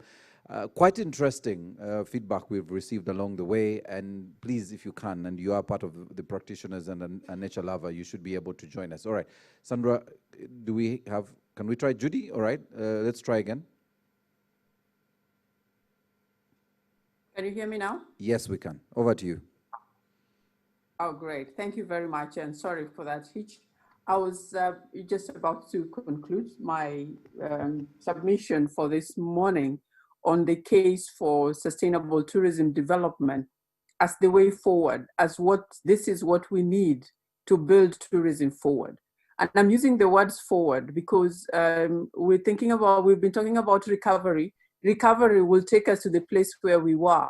And the place where we were is a place of risk with many uncertainties that can bring us down at any given time. So to build tourism forward, let us broaden the space and definition of sustainable tourism. When we broaden that space and definition of sustainable tourism, we will have a more inclusive sector, we will have a more accessible sector, we will have a sector that is retaining revenue, we will ask the right investment question. And this is very important for Africa. Let us ask the right investment questions for tourism. When we have our investment questions correct, everything that follows, including the product, including the entries to the market, including the policies, including environmental protection, we will have them all right, and we will not have a lot of effort and resources put into enforcement because we started with the right investment question. So yes, indeed, sustainability has the opportunity that Africa has been looking for. And as we go into the forward normal, not the normal that will take us back to where we are, as we build tourism forward, let us not forget to be that our tourism needs to be anchored on sustainability. I wanted to finish on this note and tell Africa that yes, we have the potential, we are competitive in terms of the diversity of products that we can develop. We just have to organize ourselves. We need to change our tourism business model. It is time to stop adopting everything and create business models that work for us. And when we do this, tourism will contribute to sustainable development in Africa. Thank you very much. Thank you very much, Judy, and we really want to thank you for your time this morning to be part of our very first Tourism Connect series this week. And please do continue sharing this conversation. If there will be any questions for you, Judy will tag you in so you can be able to reply online. All right. Sam, I want to come back to you. Yes, you had an assignment from the chair. Yes, thank you, Maurice. I had an assignment from the chair, and I want to focus on the 5 pillars that he did mention that are important for sustainable tourism development.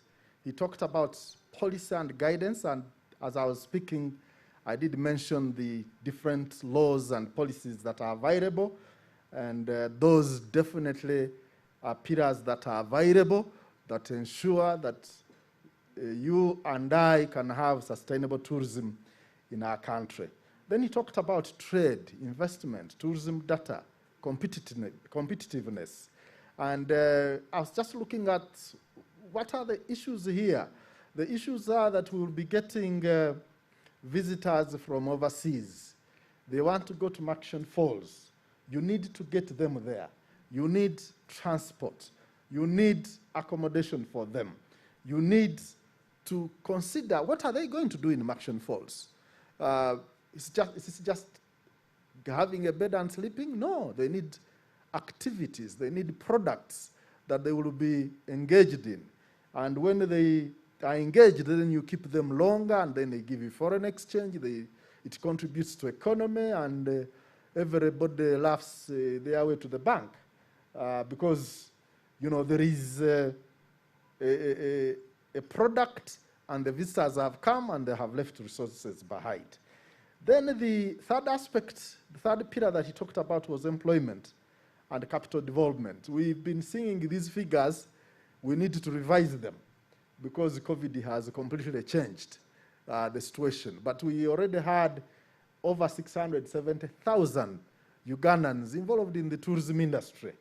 The numbers now, I don't know. They must be probably 10% of that because many people have lost their jobs because the business is no longer there. I am probably blessed in Uganda Life Authority that I have not sent anybody away, but if things continue this way, unless I get support from government, it will be difficult to maintain people for longer. But that issue of employment is important. And when we talk about employment, and we are talking 670 alone, we keep forgetting that many farmers are actually benefiting because tourism is happening. The Honorable already mentioned the sale of eggs, for example, or pork, or the other agricultural products that lost market. We were buying eggs at less than 5,000 shillings a tray during the peak of COVID. I think some even were selling at 3,000. It has climbed up a bit because there is some opening, but still we have not gotten back to the level we were. So that is extremely important in terms of employment. Let's not only look at people working in Serena or Uganda Wildlife Authority, it affects a much broader group of people than just those directly in tourism. The other aspect related to employment and capacity development is the fact that we need to continue improving our ability to provide the service. So there is need for training. And we have tourism and wildlife training institutions in Uganda, but I think we need to do better than that, because if you checked in our hotels, there are certain levels of managers that we do not have, that have not been trained in Uganda. And so we have to import them. And we need to improve the way we are developing our capacity. And the fourth pillar he mentioned was poverty reduction and social inclusion. I have already talked about how we share revenue with the communities that neighbor protected areas. I think one of the challenges we've had with revenue sharing is the rampant corruption in this country, because many of the resources that we've sent out that are supposed to benefit the communities have been eaten wrongly by their leaders. And we are working out new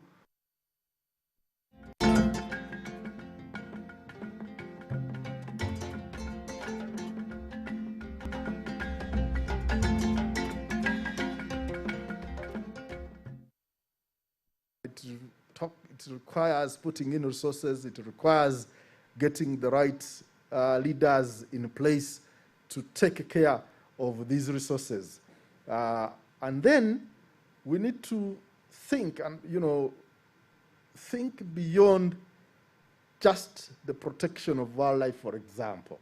We need to then get into how do we harness these resources to bring in the funds that will ensure that we're able to manage.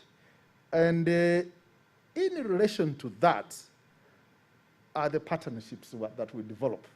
I was just mentioning a moment ago that because of COVID, our revenue has dropped to 5% of what we were getting before. But how have we managed? We have managed because we have partners, people have come up, people have raised resources for us, partners like USAID, like the World Bank, like UNDP, like African Wildlife Foundation, like Wildlife Conservation Society, like Uganda Conservation Foundation, like Pilgrim Africa. They have come and they said, we have $10,000 here. How can we use it so that we help you? We have, $500,000 here. Where can you put it? And whereas they are focusing on protecting and ensuring that the wildlife and the habitats remain, that has lifted a big burden from us. We can then use the little that we have to ensure that the staff remain paid, and we are paying them and paying them on time. We have not cut the salaries yet, and we are hoping that with the coming of the vaccine, people will start traveling again and will get adequate resources, yes, which we can invest back into sustainable. All right. Thank you very much. Thank you very much, Sam. I'll come back to you at some point. And Lily, I wanted you to take note of this particular question, which speaks to some of the issues that have been spoken to here by both Judy, Martin, and some. And Rolex Initiative Africa, interesting. It's Rolex Initiative Africa. It's their handle.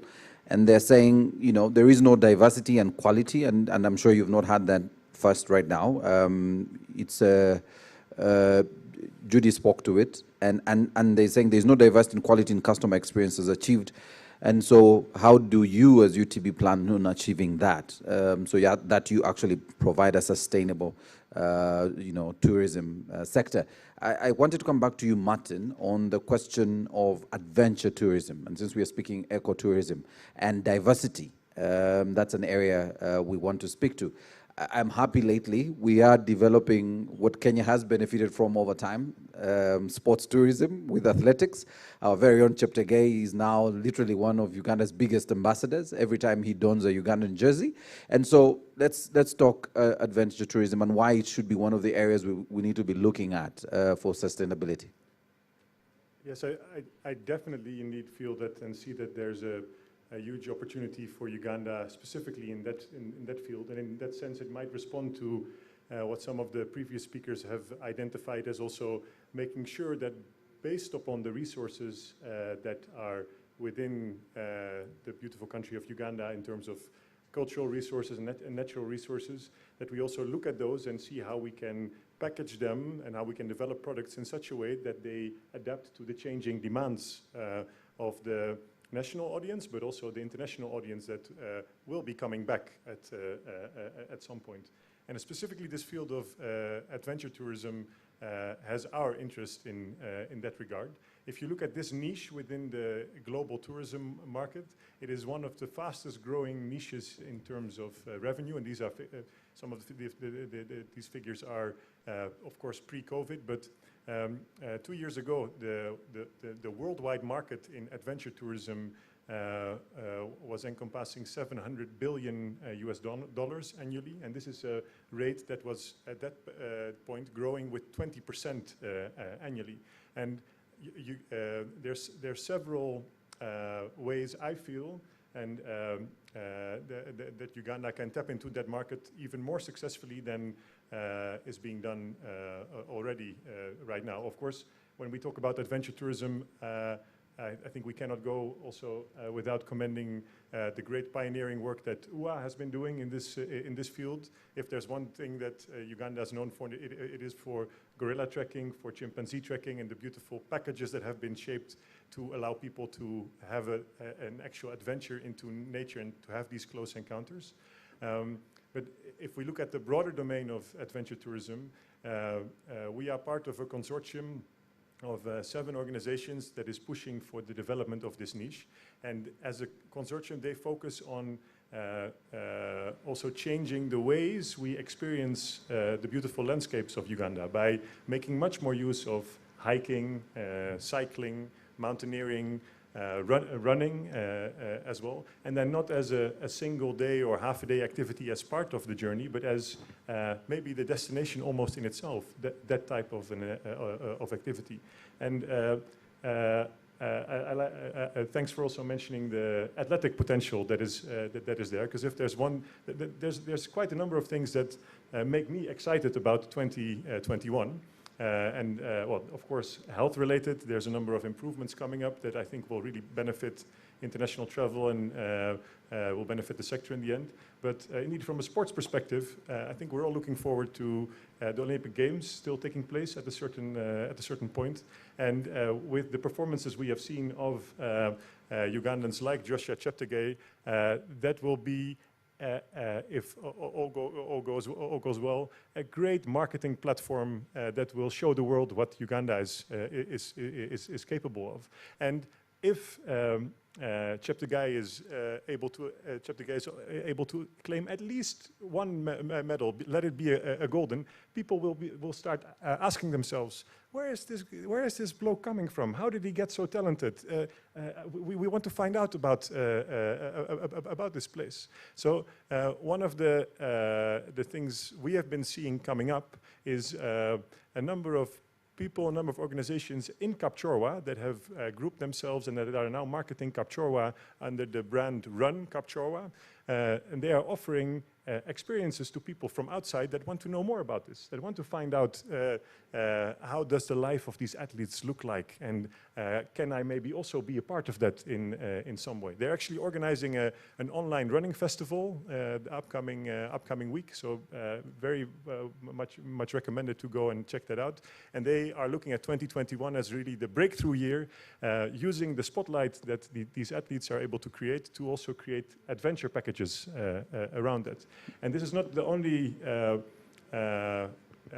new product or new package that we've seen coming up over the past months. There's many companies, there's many initiatives, there's many entrepreneurs out there that have looked at these past months also as an opportunity to reflect on some of these dynamics and to see where can I fit in maybe with a new product there. If you allow me, I just want to mention two more very quickly. Yes. Examples. One is a cycling company that is in collaboration with UA exploring the opportunities to build more products around cycling around and sometimes even in national parks.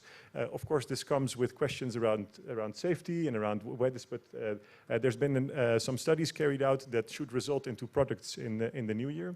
And one other initiative that is close to my heart as well, being Dutch originally, and as I think we all know, the Dutch are fond of cycling, has been the first multi-day edition of the Tour of Karamoja that was organized just after the Ugandan borders opened up early October. This was a 5-day cycling event, starting off in Pianupa, and in 5 days traversing the Karamoja region up until to the beautiful Kidepo Valley.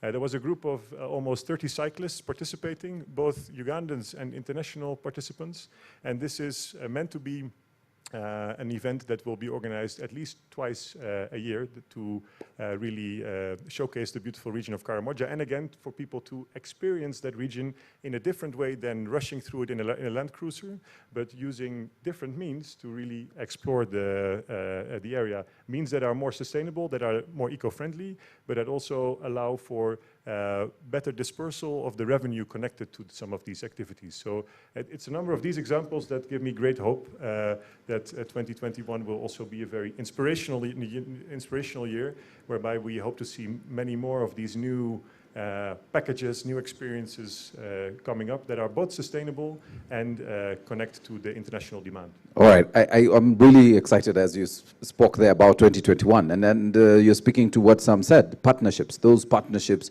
are actually working to ensure that we can have some sustainability in the sector. And Lily, another question here that you should note, and I know you will come when you're making your closing remarks, you speak to this. As we talk sustainable tourism development, we should consider culinary tourism. Yeah, we have been that has been given less attention. We are home of 52 tribes and 6 other indigenous movements. People travel due to taste of place in order to have a sense of place. I like the language. Whoever is handling this Rolex Initiative account, well done. Okay, I want us to, we are talking tourism and we are not showing people the tourism destination. So we're going to run this very short clip. As the team there, we are going to run that video. As we run that, I want you to chew over some of the information we've received from Martin, Judy, and Sam. And as we do that, let's watch this, and I'll be back as we try and come to a close of this conversation.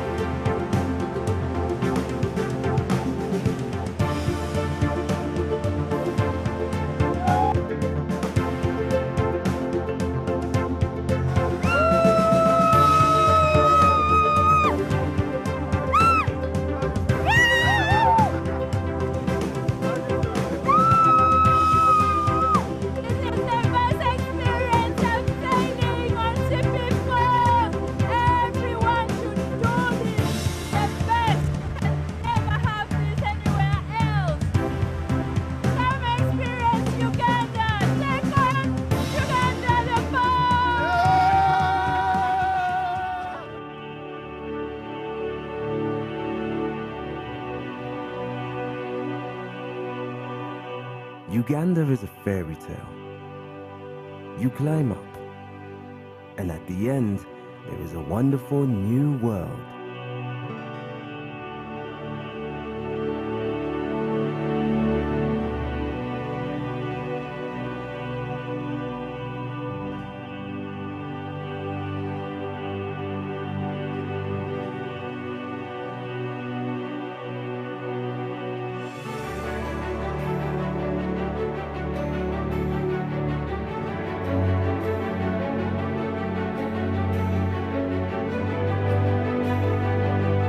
The scenery is different. The vegetation is different. Climate is different. And most of all, the people are different from anything elsewhere to be seen in the whole range of Africa.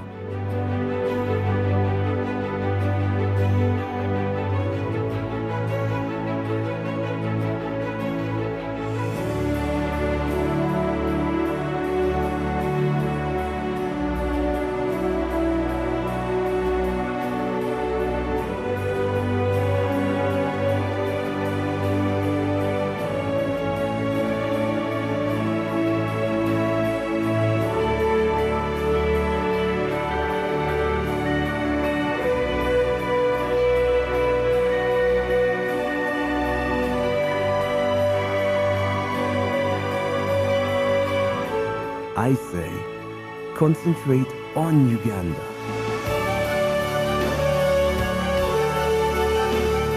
For magnificence, for variety of form and color, for profusion of brilliant life, bird, insect, reptile, beast, and for vast scale.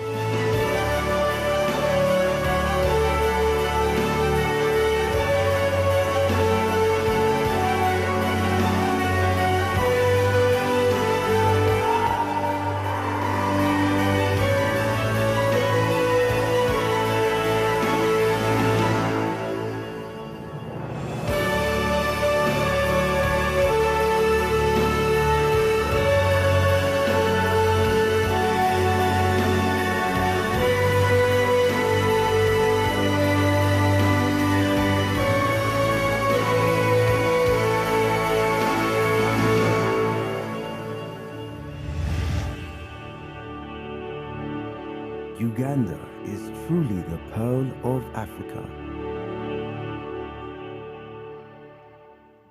All right, there you go, and we will run and continuously run many videos, and you can find a lot of these videos on the Visit Uganda page. You can find a lot of great conversations, including that we are having here on Tourism Connect on the Visit Uganda page that is actually run by Uganda Tourism Board on Facebook. And you can also look at their Twitter handle and all the partner handles. I actually wanted, and I've seen him here, it's a conversation everyone has been having around how much we know about our own country. And I was excited not so long ago when my friend here, Chamtetela, did a challenge around the country, driving around the country. And I've been looking forward to something like that.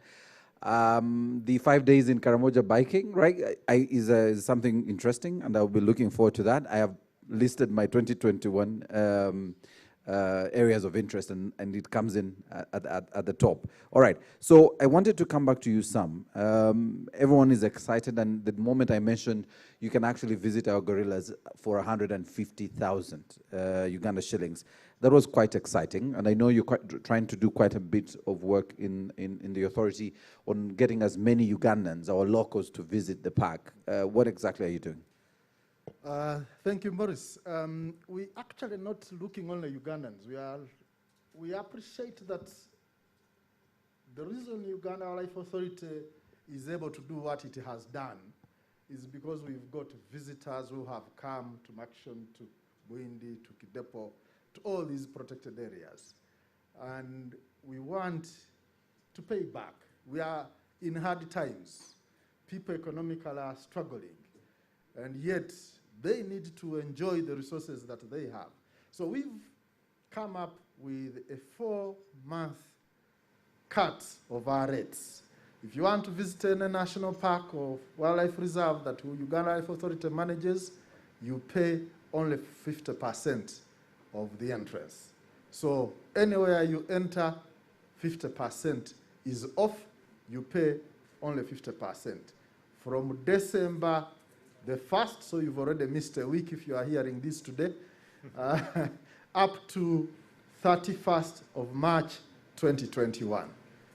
And in there, we've thrown in the gorilla and chimpanzee tourism. Incidentally, when you go gorilla tourism, you don't pay entrance because it's part of the fee you pay for the permit. And if you are East African, you then will have to pay only 150,000 Uganda shillings instead of the 250. And the opportunity is in these 4 months. So you can visit. If you are a resident and you are foreign, you have a work permit in Uganda, instead of paying $600 US, you will pay only 300. If you are a foreigner coming from abroad, you don't have a work permit, instead of paying 700, you will pay only 400. So we've reduced so that we encourage people to come. It is festive season. It is our payback to the support we have received from all of you. For chimpanzee tourism, the figures have also been cut from 150,000 to 100,000 for East Africans, from $200 US to 100 for foreign residents, from $250 to $150 for foreign non-residents. So feel free, come and visit. We are waiting for you, and all our staff, as I told you, still have their jobs. So our services have even improved. Now, I need to give you a warning. Yes. That it is only for 4 months. But also, there are many people running to go and visit. So you need to plan.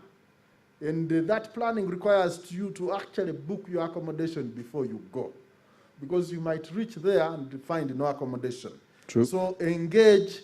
If you want our facilities which are cheaper, in the places where they are, get to us, we can book you in. If you want a lodge, high-end, please get in touch with the relevant owners of those lodges so that they book you in, so that you don't get there and you find you have nowhere to sleep.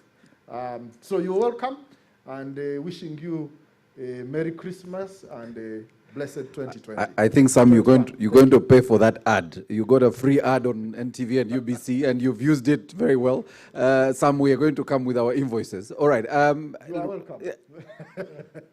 You had a quick reply for that. All right.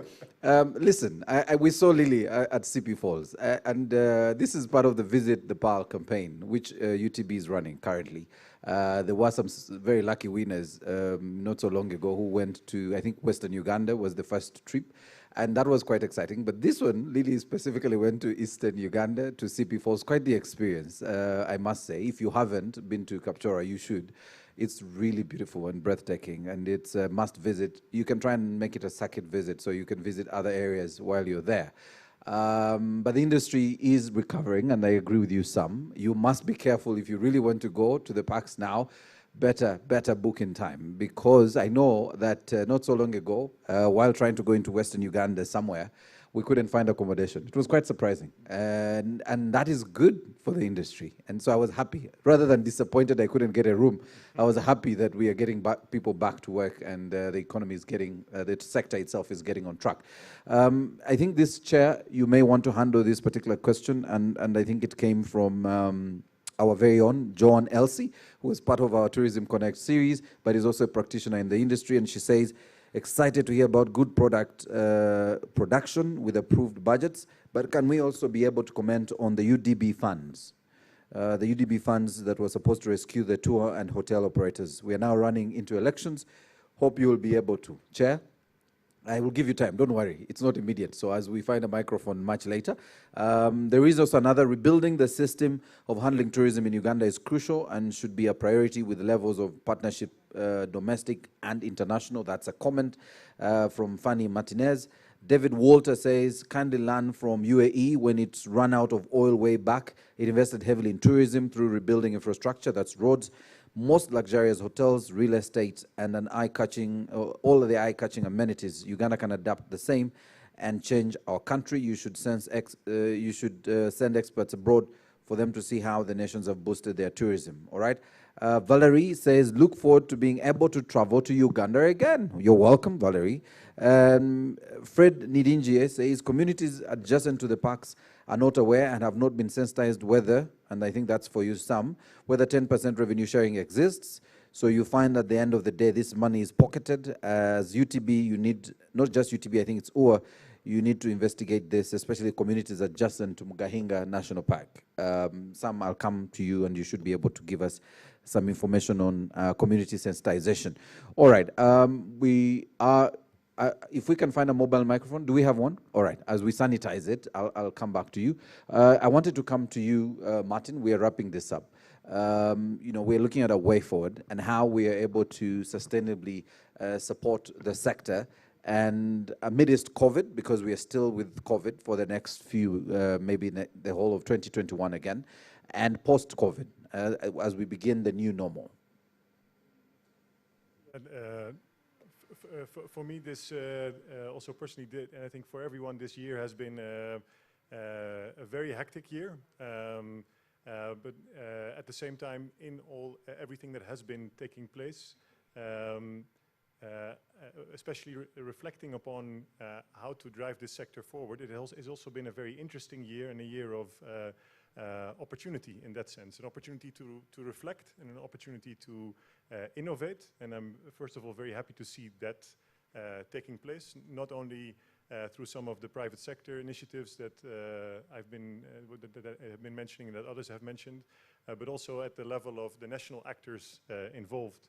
The promotional rates that UA has been introducing, the campaigns initiated by UTB, people at the ministry supporting a number of these interventions, and that is what gives me hope also for the new year and also for the rebound after 2021. That these institutions, private sector, public sector, civil society, are also in this time of great pressure bonding together and looking for ways to push the sector through. When it comes to the adventure tourism field, we've seen, besides some of the other partners that have been mentioned, we've seen the Dutch government coming in quite strongly. In the skilling field, GIZ and the German government and NORAD have been committing to rolling out an increased skills development program throughout various regions in the country, and this comes on top of various efforts of Enable, for instance, already. And I think also a very noteworthy initiative is that we are seeing several of the kingdoms also showing more interest in tourism development also in 2021 and beyond.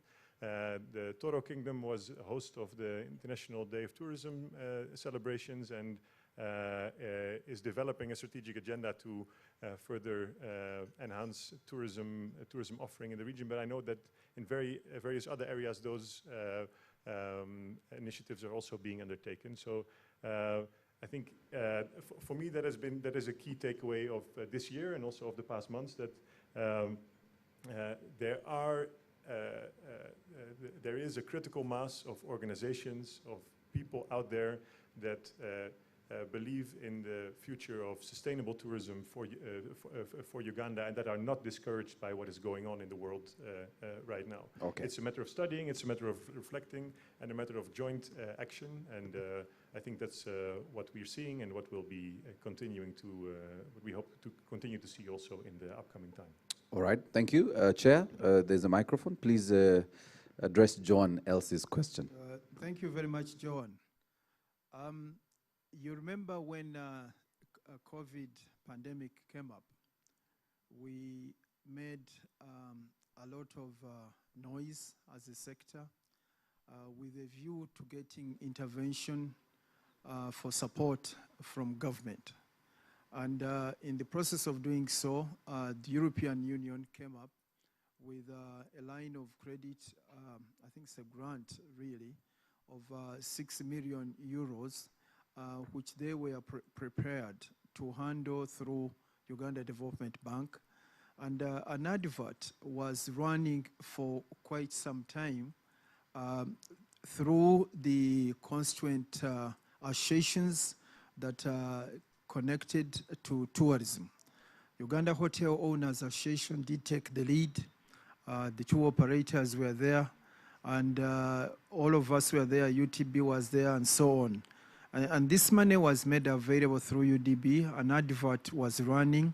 The interest rate that is supposed to be charged is supposed to be a lot lower than the normal interest rate of Uganda Development Bank. So this money has been available, and the applications have been many. These have been processed. I think it depends on what project has been presented, and people are accessing this money. But I must also add, UDB, Uganda Development Bank, had its own money for tourism and other sectors. I know when many of you have been listening to His Excellency the President, and he has been talking about capitalization of Uganda Development Bank. And some of the monies that have been made available through the capitalization of Uganda Development Bank, some of the monies are targeted to the tourism sector, targeted to the hospitality sector, and it's an issue of taking the initiative to call on the bank, get to know what is required in terms of preconditions, and fill in the papers, get advice from management there, and chances are you'll be in a position to get the funding. We have one problem though. Many Ugandans are risk averse. When you talk about borrowing, they think they are going to lose all their assets. They think they are going to lose their businesses. It's true, during COVID, some of the banks have been very ruthless. While business was closed down during curfew and during lockdown, the computation of interest rates was never locked down. And some banks have pounced on their clients, and this has created a very negative impression out of the kind of relationship that we would like to see between banks and their clients. But I'm sure government is attending to this problem, and I'm sure very soon a solution will be found. But I also wanted to add that the sector has been able to attract funding from a number of agencies. UNDP had funding of up to $68 million, and they were handling this jointly with Stanbic Bank. Unfortunately, the response from people who would like to get support from the banks was very low. They decided to break this one up. The Innovation Fund and UNDP, now they have come up with a take on the Pearl, which is essentially for tourism. Now, I want to encourage many of our people, particularly those in the hospitality and tourism sector, when these adverts come up, please take interest. If you cannot write a good proposal on your own, we have many people who are technically competent to help you write a proposal. If you cannot be able to identify one on your own, come to Uganda Tourism Board, we shall give you support. I know Uganda Hotel Owners Association and Uganda Tourism Association and OTO, they also have very competent management. They are prepared to assist members of the industry so that we can be in a position to get support, because we know practically all of us have been badly hit as a result of this COVID pandemic. There are also funds at Stanbic, and some of the funds at Stanbic are essentially targeted to address incubation in tourism. There will be training for the various components of the tourism and the hospitality sector. If you can indicate your needs, the bank is ready to listen to you. If you cannot do it on your own, please call on the CEO of UTB. She has staff who should be in a position to lend you a hand so that you can be able to come up with a bankable proposal. I know even recently, Private Sector Foundation of Uganda had funding to assist in training and to assist in quite a number of other things. But there are also the MasterCard funds under Private Sector Foundation. So in case you have missed out on one line of credit, there are others. Simply don't get tired of writing proposals.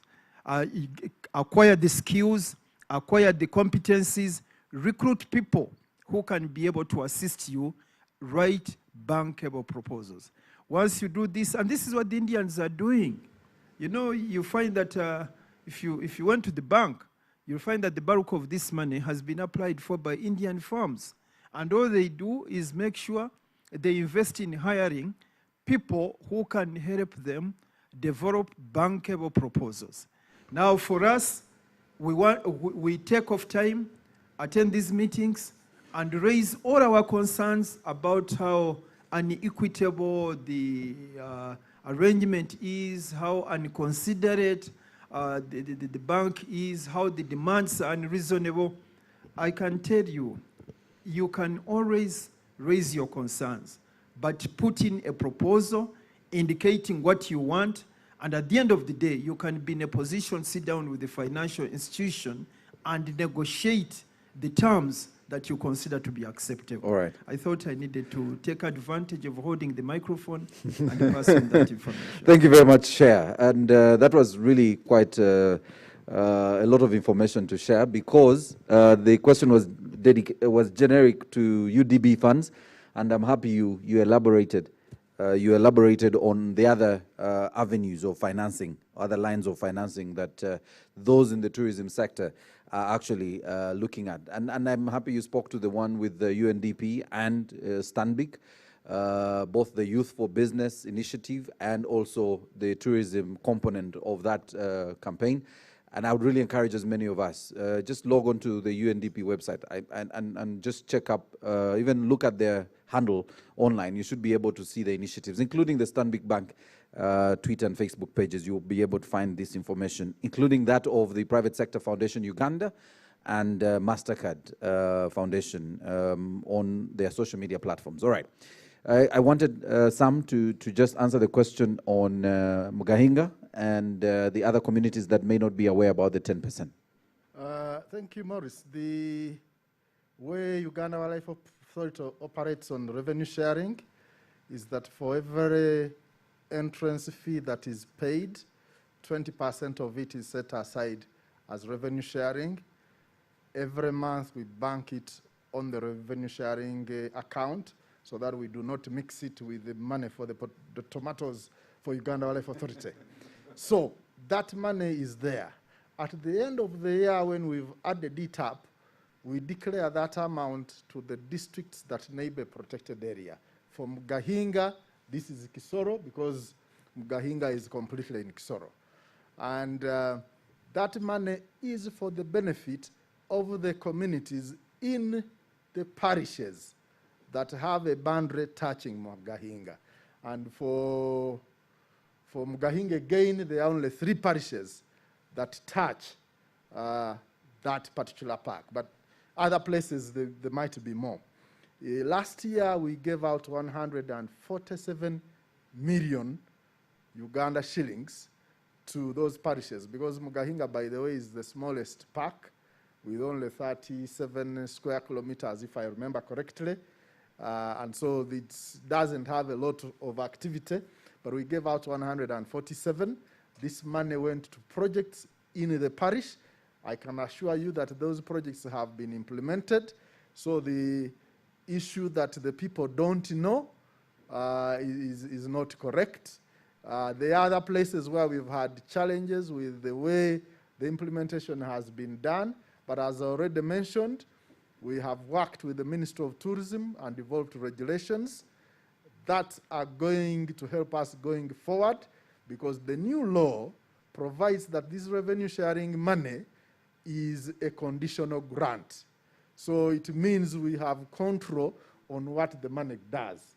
And our staff are responsible for ensuring that when money is issued, they follow up, they ensure that the projects are actually implemented. It's now not just going to be the district handling the money. We are directly involved and will not allow any misuse of those resources. They must reach the protected, the communities that are impacted by the protected area. Thank you. Thank you very much, Sam. And most of this information is actually available. I was quite a bit surprised that some communities are not aware of this revenue sharing and should be able to find that also on the UA website. In some of their publications, you should be able to find this information. And that's why part of the Tourism Connect series and the reason UNDP has brought the media on board is to try and help disseminate this information. And I'm happy you've said that. So using these platforms, UBC and NTV, those watching in Kisoro, that's information you should now share, including the other practitioners, media practitioners that are there, and the tourism sector practitioners who are there who can share this information with our communities. I want now ask or request Lily, our host, to come. She will make closing remarks and then also address some of the questions I shared with her. But also, that won't mark the end. We have a very beautiful video immediately after that, that then will wrap up this conversation and this particular first Tourism Connect series conversation, the first of 3 this week. Over to you, Lily. Let me sanitize this area for you.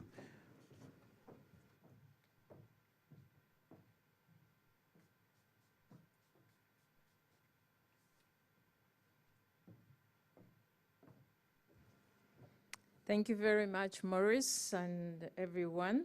We'll start by addressing the question about what we are doing about the diversity and quality in the tourism products. To a big extent, the chairman has already actually answered. What are we doing? We are looking for the necessary resources to be able to facilitate the development of new products. We already talked about the adventure activities, cultural activities, and specifically the funding from UNDP, Take on the Pearl, is looking for innovative new ideas, new projects, and UTB together with the Ministry of Tourism has been part of this initiative of providing these resources. So that is part of what we are doing to try and diversify the tourism product. And of course, culinary tourism is part of that as well. But also to address the issue that Sam, related to this, that Sam had raised about research. Uganda Tourism Board has procured the services of marketing, destination marketing agencies in different source markets. And the core markets for the international tourism in Uganda are the UK, North America, the German-speaking in Europe. We have the emerging ones as China, UAE, Japan. And the agencies that we work with do carry out market research. And maybe to share this with everybody, the most recent research report that we got from our agencies says that the key interest of the travelers right now has changed.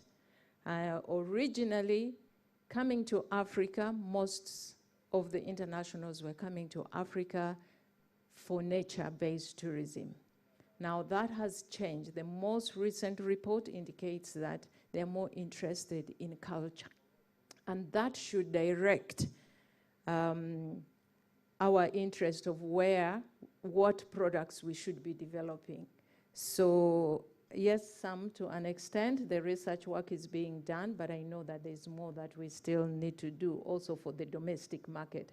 The international interest might not necessarily be the interest for the domestic market. So we take that on, that we will definitely be doing more in that area. And what else are we doing in terms of quality? Again, Chairman already mentioned the Stanbic business incubation training is supposed to help us in professionalizing our businesses. So that is one of the ways. And UTB signed a memorandum of understanding with Stanbic Bank, for this initiative. So that is part of what we are doing. But in addition to that, we are also preparing ourselves to achieve our mandate of regulating the sector, because this comes with establishing standards. So the standard development, we have already started by registering every tourism operating business in the country. And for those, this is also, again, a call. For those who haven't registered their businesses with UTB, please do take the time. Before long, we might be reaching out to you and questioning you how you are operating, and that might cause you inconvenience. So we wouldn't want that to happen. So a call to everyone who is in the tourism sector and is operating whatever kind of business you're operating in tourism sector, you must register with UTB. And the process is that you get registered, and then we inspect your business, and then eventually we get to license you, so long as you meet the minimum standards. And we will be giving timeline to get everyone who has already been in business for some time to get this done. And if that timeline passes and you do not respond, then we will have to come down and inconvenience you by shutting down your business, because that's the mandate that we have. We wouldn't want to inconvenience you, so please do the needful, because this is a requirement by the law. And also along that line, we are preparing to do the classification and grading of the accommodation facilities. We did some grading of some of the accommodation facilities in the past, and that was with the standards that was established by Uganda and through the Ministry of Tourism, Wildlife and Antiquities. But the standards have now been expanded for us to use the East African Community Standards of Hospitality. So we are going to redo that all over again, and this exercise should be starting next year, 2021. So we call upon you to start with registering with us, and then we will be able to have the inventory of every accommodation facility in the country, and we will provide the necessary information to lead you on to how you get graded. That's part of what we are doing, but in addition to that as well, for the guides, we have been carrying out a number of trainings with the guides, and we are also going to be licensing. We are going to be grading and licensing the guides as well. Tour operators, the same thing, the travel agencies. So for everyone who is operating any business in the tourism sector is going to have to go through this process. In addition to that, in maintaining, in establishing standards as well, one thing that we have started on in the last few months is also auditing the different tourist sites and destinations. If you do not meet the minimum standards, then we do give you a checklist of where you need to improve, because we need safety, we need quality service to be provided for all the visitors to your sites. That's the other thing that we are doing, and of course the training will be an ongoing thing. So that was to answer the question from Rolex Initiative Handle.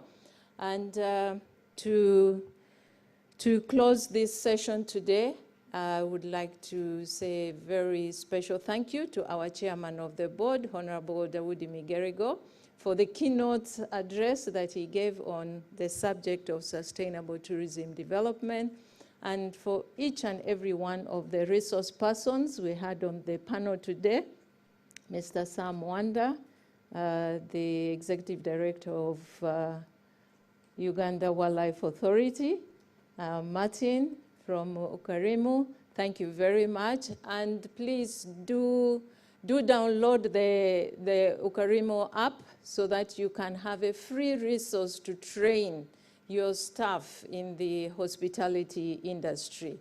And this is not only helpful for people who are doing business in the hospitality industry, it is helpful to all of us. We can improve our services even at home, wherever. You know, we host relatives, friends, guests in our homes. Please make use of this app, a free resource, and improve the service across the board. And thank you to our viewers, our listeners, to everyone who has been part of this conversation today on sustainable tourism development. And of course, I don't want to forget Judy, who joined us in online from Nairobi. Thank you very much, Judy. And this is not the end. We still have another session tomorrow where we will continue with the conversation on Tourism Connect. Please, tomorrow we'll be discussing tourism and rural development. How does the local person benefit from this? The communities who are living around the protected areas of SAM, you know, how are they benefiting? A common Ugandan person out there, how can they be part of tourism and benefit from tourism? That is going to be the discussion.